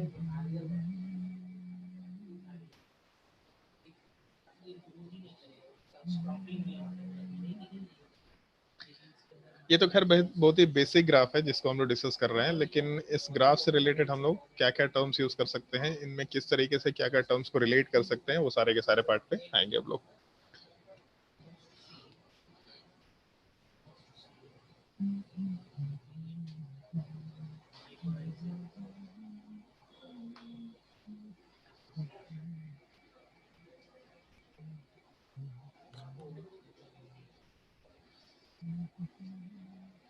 ग्राफ नोट कर लिया होगा तो आगे बढ़ते हैं, नहीं नोट किया होगा तो बता देना। वैसे खुद से भी नोट कर सकते हैं, कोई दिक्कत नहीं है, बट नहीं नोट किया होगा तो बता देना। जैसे अगर हम लोग ग्राफ वाले पार्ट का डिस्कशन करें तो इस ग्राफ वाले पार्ट में वेरियस टर्म्स आराम से हो सकते हैं, और उन डायग्राम वाले पार्ट में क्या क्या कंसिडरेशन हम लोग को डिस्कस करना होता है इसी चीज़ की बात करते हैं। तो मान लो जैसे ये अपना रिएक्टेंट वाला पार्ट दे रखा और प्रोडक्ट वाला पार्ट कहीं हायर एनर्जी पे दे रखा, तो सिंपल सा केस है। तो जब हम लोग रिएक्टेंट वाले पार्ट से प्रोडक्ट की तरफ जाएंगे तो हम लोग का एक इमेजिनरी स्टेट वाला पार्ट रहेगा जो रिएक्टेंट और प्रोडक्ट दोनों से हायर एनर्जी पे रहना चाहिए। और ग्राफ बहुत ही शार्प नहीं होता, ग्राफ वाला पार्ट थोड़ा ऐसा कर्व टाइप का रहता है। तो सबसे पहला पार्ट जो सबसे टॉप मोस्ट पॉइंट है, सबसे टॉप मोस्ट पॉइंट एनर्जी का, इस चीज को ही ट्रांजिशन स्टेट बोला जाता है। ट्रांजिशन स्टेट बोलो या इस चीज को एक्टिवेटेड स्टेट बोलो। एक्टिवेटेड स्टेट क्यों बोलते हैं उसका मतलब अभी समझ में आएगा। इसको एक्टिवेटेड स्टेट बोलो या इसी चीज को एक्टिवेटेड कॉम्प्लेक्स बोलो या कॉम्प्लेक्स स्टेट बोलो तो कोई दिक्कत नहीं है। ये कॉम्प्लेक्स कंपाउंड से रिलेटेड चीज नहीं है, कॉम्प्लेक्स स्टेट अलग टर्म है। एक्टिवेटेड कॉम्प्लेक्स बोलो या एक्टिवेटेड स्टेट बोलो या फिर ट्रांजिशन स्टेट बोलो, सारा टर्म चलेगा। दूसरा, जब हम लोग energy versus progress of reaction के टर्म में काम कर रहे होंगे तो उसमें एक छोटा सा कंसिडरेशन ये होता है कि जब भी कभी हम लोग एक कंपाउंड वाले पार्ट को, मतलब बेसिकली एक रिएक्शन वाले पार्ट को जब प्रोडक्ट में कन्वर्ट कराना चाहते हैं, मतलब एक कंपाउंड वाले पार्ट को प्रोडक्ट में अगर कन्वर्ट कराना चाहते हैं तो इस केस में रिएक्टेंट को ट्रांजिशन स्टेट में भेजने के लिए एक मिनिमम एनर्जी रिक्वायर्ड होगा ही होगा। जब तक एक रिएक्शन के पास ये मिनिमम एनर्जी एग्जिस्ट नहीं करेगा तब तक वो ट्रांजिशन स्टेट में जा नहीं पाएगा, और जब तक ट्रांजिशन स्टेट में नहीं जा पाएगा तब तक ये रिएक्शन हो ही नहीं सकता। मतलब अगर हम लोगों को रिएक्टेंट से प्रोडक्ट में कन्वर्जन चाहिए, ऑल्दो यहाँ पे रिएक्टेंट हायर एनर्जी पे हो प्रोडक्ट लोअर एनर्जी पे, कोई मतलब नहीं है, बट अगर हम लोगों को रिएक्टेंट वाले पार्ट को प्रोडक्ट में कन्वर्ट करना है तो हम लोगों के पास ये मिनिमम एनर्जी, मतलब ये जो ट्रांजिशन स्टेट तक भेजने का जो एनर्जी है ये अचीव होना चाहिए। अगर ये अचीव नहीं होगा तो हम लोग का रिएक्शन वाला पार्ट या रिएक्टेंट वाला पार्ट ट्रांजिशन स्टेट में नहीं जा पाएगा, और अगर ट्रांजिशन स्टेट नहीं बना तो ना बॉन्ड फॉर्मेशन हो पा रहा है ना बॉन्ड ब्रेकिंग हो पा रहा है। तो ये एक पार्ट का थोड़ा हम लोग को ध्यान रखते हुए काम करना होता है। हमेशा जब भी कोई रिएक्शन होगा तो रिएक्शन में रिएक्टेंट वाला पार्ट हमेशा ट्रांजिशन स्टेट के बराबर का एनर्जी अचीव करेगा, तभी उसके बाद फर्दर रिएक्शन में पार्टिसिपेट करके प्रोडक्ट में कन्वर्ट होगा। और ये जो मिनिमम एनर्जी रिक्वायर्ड है ट्रांजिशन स्टेट तक जाने के लिए, इस एनर्जी वाले पार्ट को हम लोग एनर्जी ऑफ एक्टिवेशन बोल सकते हैं, जिसको हम लोग EA से रिप्रेजेंट करते हैं। इसके जस्ट नीचे मेंशन कर देते हैं इस चीज को हम लोग एनर्जी ऑफ एक्टिवेशन या सिंपली इस चीज को हम लोग एक्टिवेशन एनर्जी भी बोल सकते हैं। और इसीलिए वहां पे टर्म हम लोग एक्टिवेटेड स्टेट की बात कर रहे हैं। अगर रिएक्टेंट वाले पार्ट को एक्टिवेशन एनर्जी मिल गया, मतलब रिएक्टेंट वाला पार्ट एक्टिवेट हो चुका है, अब रिएक्शन में पार्टिसिपेट कर सकता है, तो इस केस में हम लोग वहाँ पे एक्टिवेटेड स्टेट वर्ड यूज कर सकते हैं। तो एनर्जी ऑफ एक्टिवेशन क्या होता है, इस चीज का डिस्कशन हम लोग यहाँ नहीं करेंगे, केमिकल काइनेटिक्स में करेंगे, केवल इस चीज को बोल रहे हैं हम। एनर्जी ऑफ एक्टिवेशन एक मिनिमम एनर्जी बैरियर है जो रिएक्टेंट के पास आ जाना चाहिए, तभी जाके वो ट्रांजिशन स्टेट में कन्वर्ट हो पाएगा, और जब ट्रांजिशन स्टेट में कन्वर्ट हो पाएगा तभी रिएक्शन में आगे पार्टिसिपेट कर सकता है। तो इस केस में रिएक्टेंट से ट्रांजिशन स्टेट में जाने के लिए जो मिनिमम एनर्जी रिक्वायर्ड है, उससे ज्यादा एनर्जी देंगे तो कोई दिक्कत नहीं है, बट जो मिनिमम एनर्जी रिक्वायर्ड है that is called as energy of activation. तो अगर मान लो कि हम लोग का रिवर्सिबल रिएक्शन होता, ऐसा एजम्पशन लेके चलते हैं कि रिवर्सिबल रिएक्शन होता, तो रिवर्सिबल रिएक्शन का मतलब ये है कि हम लोग का रिएक्टेंट वाला पार्ट प्रोडक्ट में कन्वर्ट हो रहा, बट प्रोडक्ट वाला पार्ट भी रिएक्टेंट में कन्वर्ट हो सकता है। तो अगर हम लोगों का प्रोडक्ट वाला पार्ट रिएक्टेंट में कन्वर्ट होगा तो सेम कंसिडरेशन उसके लिए भी है कि प्रोडक्ट वाले पार्ट को इस एनर्जी ऑफ एक्टिवेशन के थ्रू या फिर इस ट्रांजिशन स्टेट के थ्रू मूव करना पड़ेगा। मतलब प्रोडक्ट वाला पार्ट पहले ट्रांजिशन स्टेट में जाएगा, तब उसके बाद रिएक्टेंट में आ सकता है। मतलब जब हम लोग रिएक्टेंट से प्रोडक्ट में जाएंगे तो हम लोग का ग्राफ जो है वो लेफ्ट साइड से शुरू होगा और राइट साइड में जाएगा, मतलब ये एरो होगा। लेकिन जब हम लोग को बैकवर्ड डायरेक्शन कराना है, प्रोडक्ट वाले पार्ट को रिएक्टेंट में कन्वर्ट कराना है, तो प्रोडक्ट से शुरू होगा ग्राफ, और उस केस में ग्राफ वाला पार्ट उल्टे साइड के एरो में मूव करके आराम से रिएक्टेंट में कन्वर्ट हो सकता है। तो जब रिएक्टेंट को प्रोडक्ट में कन्वर्ट होना है तो भी एनर्जी गैप चाहिए, जब प्रोडक्ट को कन्वर्ट होना है तो ये एनर्जी गैप चाहिए। अब उसमें ध्यान ये रखना है कि रिएक्टेंट को जब प्रोडक्ट में कन्वर्ट होना है तो रिएक्टेंट से ट्रांजिशन स्टेट के बीच का एनर्जी गैप चाहिए होगा। प्रोडक्ट को अगर रिएक्टेंट में कन्वर्ट होना है तो प्रोडक्ट से ट्रांजिशन स्टेट के बीच का एनर्जी गैप चाहिए। तो इस केस में इसको भी हम लोग आराम से एनर्जी ऑफ एक्टिवेशन बोल सकते हैं। लेकिन अब कंफ्यूजन ना हो कि एनर्जी ऑफ एक्टिवेशन रिएक्टेंट वाला पार्ट था या प्रोडक्ट वाला पार्ट, तो इन दोनों में कंफ्यूजन को दूर रखने के लिए हम लोग इस पूरे पार्ट में दो टर्म यूज कर लिया करते हैं, energy of activation for forward reaction और दूसरे वाले केस में energy of activation for backward reaction. क्योंकि जब रिएक्टेंट प्रोडक्ट में कन्वर्ट होगा तो convention wise, on paper convention wise, जो हम लोग का लेफ्ट साइड का पार्ट होता है उसको रिएक्टेंट बोलते हैं, और जो प्रोडक्ट होता है जब उसमें वो कन्वर्ट होता है तो पूरी रिएक्शन को फॉरवर्ड रिएक्शन बोलते हैं। तो जब हम लोग रिएक्टेंट को प्रोडक्ट में कन्वर्ट कर रहे होंगे तब उस केस में हम लोग को जो मिनिमम एनर्जी रिक्वायर्ड होगा वो रिएक्टेंट से लेके ट्रांजिशन स्टेट के बीच का एनर्जी गैप रिक्वायर्ड होगा। तो इसलिए हम लोग फॉरवर्ड रिएक्शन के लिए जो एनर्जी ऑफ एक्टिवेशन रिक्वायर्ड है उसको energy of activation for forward reaction आराम से बोल सकते हैं। तो यहाँ पे EF डिनोट कर दिया। और जब प्रोडक्ट से रिएक्टेंट में जाते हैं तो उस केस में हम लोग बैकवर्ड रिएक्शन फॉलो कर रहे हैं, तो एनर्जी ऑफ एक्टिवेशन जो रिक्वायर्ड होगा उसको energy of activation for backward reaction आराम से बोलते हुए काम कर सकते थे। एक तो ये पार्ट जो ध्यान रखना है, energy of activation for forward reaction, दूसरा energy of activation for backward reaction. उसके अलावा एक और पार्ट है, हम लोग का जो रिएक्टेंट और प्रोडक्ट के बीच का एनर्जी गैप होता है, इस चीज को डेल्टा एच बोला जाता है। अब डेल्टा एच का मतलब रिएक्टेंट एंड प्रोडक्ट के बीच का एनर्जी गैप। तो इस केस में अगर ढंग से देखो, साइन कन्वेंशन के हिसाब से इस चीज को मैच करा सकते हैं। जैसे यहाँ दिख रहा है कि रिएक्टेंट लोअर एनर्जी पे है और प्रोडक्ट वाला पार्ट हायर एनर्जी पे है, तो लोअर से जब हायर एनर्जी में जाएंगे मतलब डेल्टा एच वाले पार्ट का साइन हम लोग के पास पॉजिटिव आना चाहिए। तो जब पॉजिटिव वैल्यू निकल के आएगा तो डेल्टा एच वाले पार्ट को हम लोग energy of product minus energy of reactant आराम से बोल के काम कर सकते हैं। मतलब हमेशा प्रोडक्ट की एनर्जी से रिएक्टेंट के एनर्जी वाले पार्ट को माइनस करो तो वहां से एंथैल्पी चेंज ड्यूरिंग रिएक्शन या हीट ऑफ रिएक्शन या हीट चेंज ड्यूरिंग रिएक्शन निकल के आएगा। इस चीज को नीचे नोट करने वाले हम लोग, यहाँ पे नहीं लिख रहा है।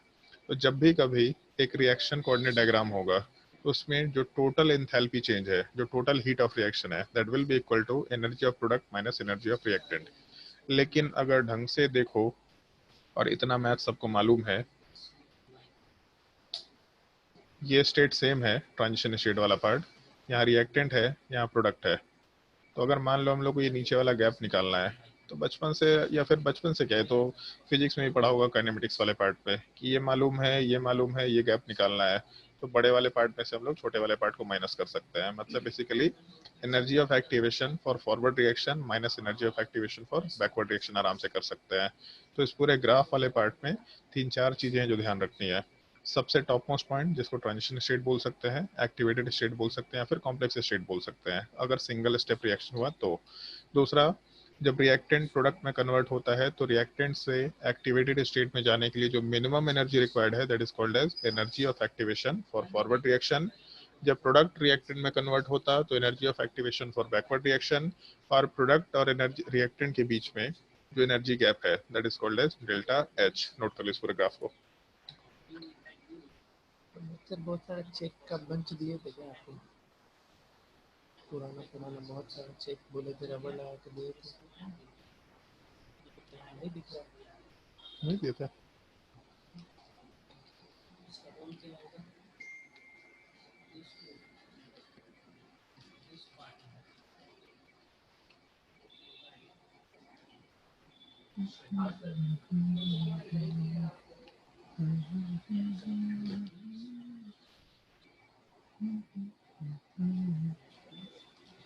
एग्जैक्टली यही कंसेप्ट फिर से केमिकल काइनेटिक्स में भी आएगा। तो तब तक कंफर्टेबल हो जाएंगे मेरे हिसाब से, वहां पे फटाफट काम कर सकते हैं, ये सब चीज पहले से ही मालूम है।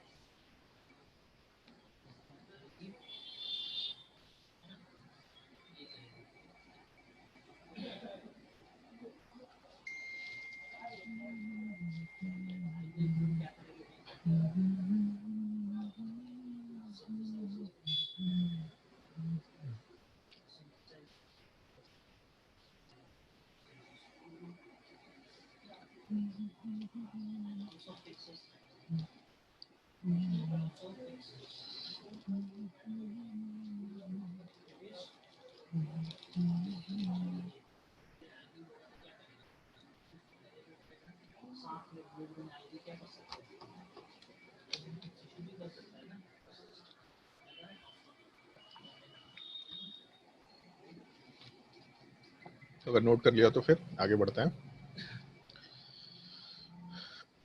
एक तो ये चीज ध्यान रखना है अपने को, जो डेल्टा एच वाला पार्ट, इसका फॉर्मूला क्या होता है। Delta H is equal to energy of product minus energy of reactant, सबसे पहला पार्ट। और दूसरा, डेल्टा एच को हम लोग एनर्जी ऑफ एक्टिवेशन के टर्म में भी रिप्रेजेंट कर सकते हैं। Energy of activation for forward reaction minus energy of activation for backward reaction. इस चीज का ध्यान रखना। जब प्रोडक्ट और रिएक्टेंट के एनर्जी के टर्म में काम करेंगे तो पहले प्रोडक्ट है फिर रिएक्टेंट, बट जब एनर्जी ऑफ एक्टिवेशन के टर्म में काम करेंगे तो पहले फॉरवर्ड रिएक्शन वाला पार्ट है, फिर उसके बाद बैकवर्ड रिएक्शन वाला पार्ट। तो अब यहाँ से हम लोग कुछ और भी टर्म्स यूज करते हुए काम कर सकते हैं। जैसे यहाँ दिख रहा है कि रिएक्टेंट वाला पार्ट प्रोडक्ट में डायरेक्टली कन्वर्ट हो रहा है। नीचे वाला पार्ट नोट कर लो पहले, energy of product minus energy of reactant.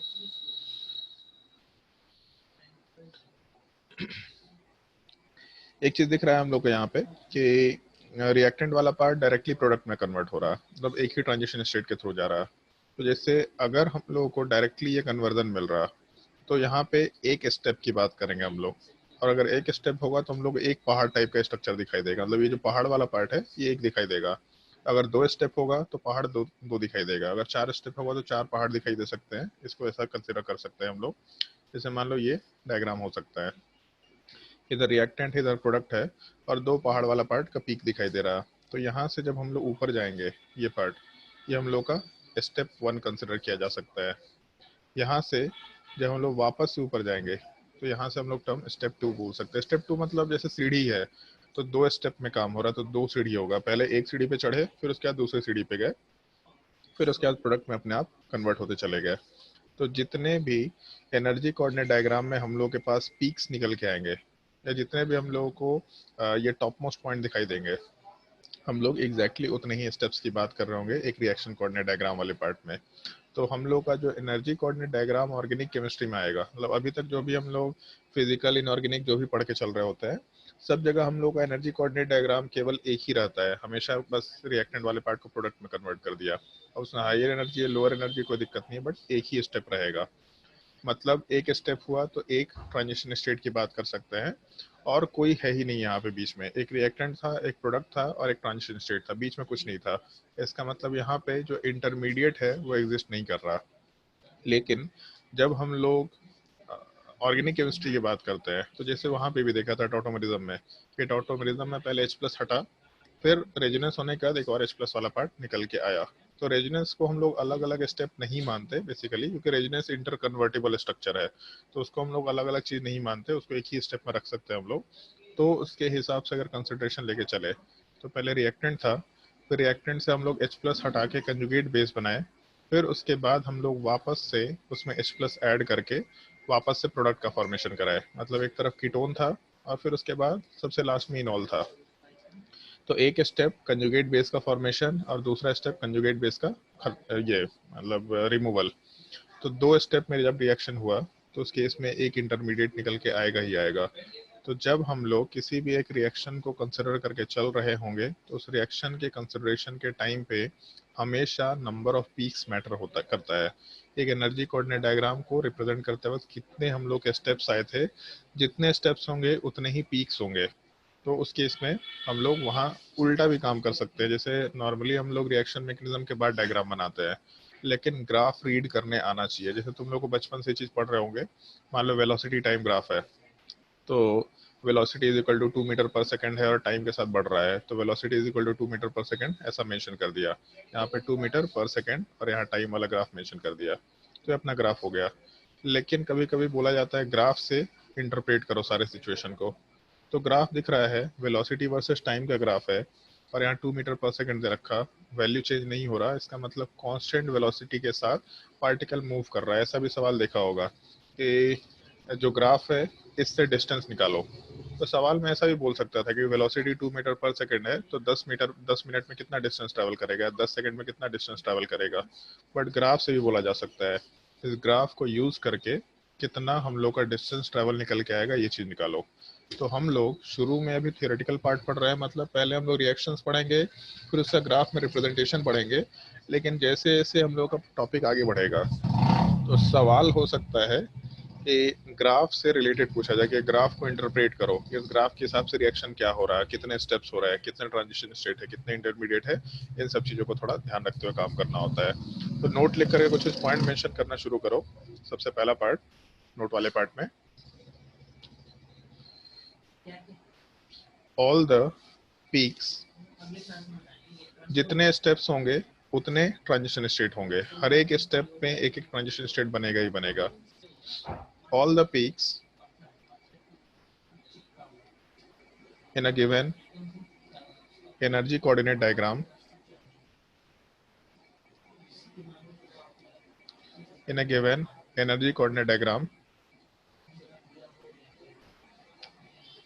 represents a transition state। जो भी पीक्स होंगे वो सारे के सारे पार्ट ट्रांजिशन स्टेट को रिप्रेजेंट करेंगे।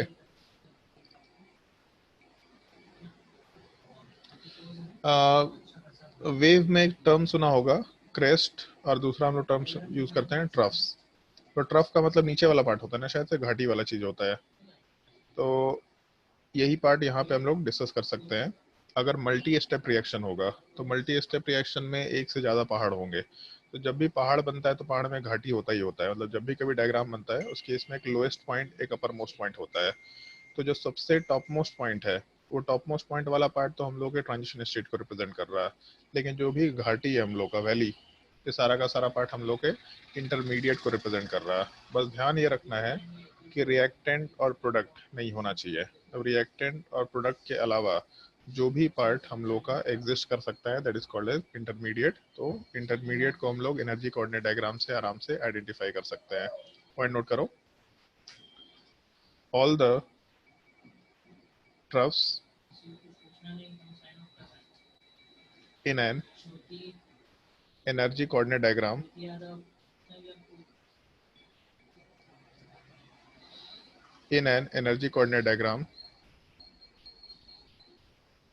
represents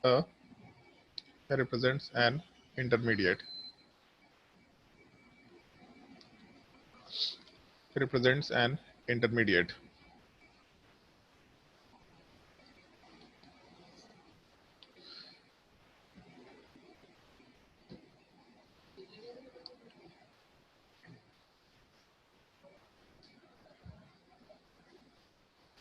और इसी में एक छोटा सा कंसिडरेशन और लेके चल सकते हैं।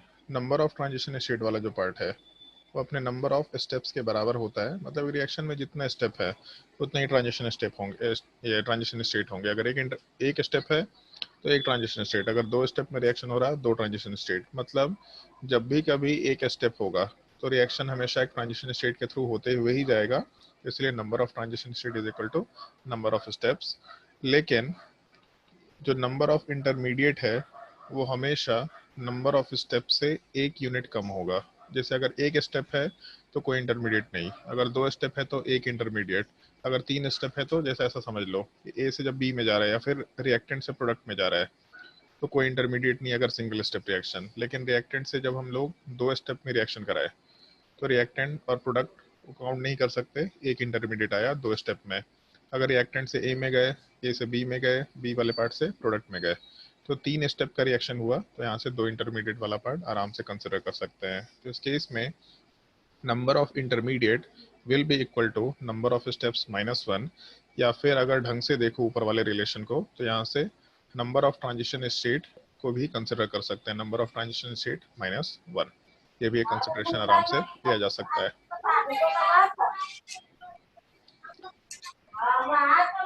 किसका बैकग्राउंड साउंड आ रहा है भाई?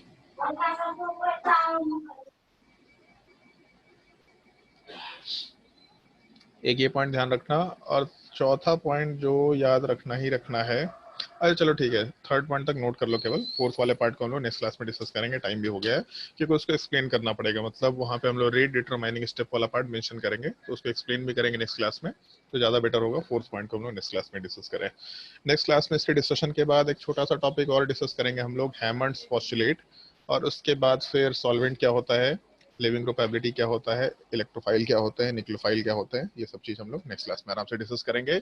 एक बार फिर से तुम लोगों को सजेशन दे रहे हैं, बेसिक स्ट्रेंथ वाला पार्ट ढंग से क्वेश्चन सॉल्व करके रख लो, क्योंकि लिविंग ग्रुप एबिलिटी और न्यूक्लियोफिलिसिटी ये दोनों बेसिक स्ट्रेंथ के ऊपर डिपेंड करेगा। तो अगर बेसिक स्ट्रेंथ में दिक्कत होगा तो उस टॉपिक में दिक्कत आएगा ही आएगा, फिर हमको मत बोलना। तुम लोग को 2-3 बार बोल चुके हैं, बेसिक स्ट्रेंथ वाले पार्ट को, एसिडिक स्ट्रेंथ वाले पार्ट को प्रॉपरली ढंग से रीड कर लो, ताकि उन टॉपिक्स में कोई दिक्कत निकल के ना आए। तो आज के लिए क्लास यहीं पे एंड करते हैं, नेक्स्ट क्लास में कंटिन्यू करेंगे।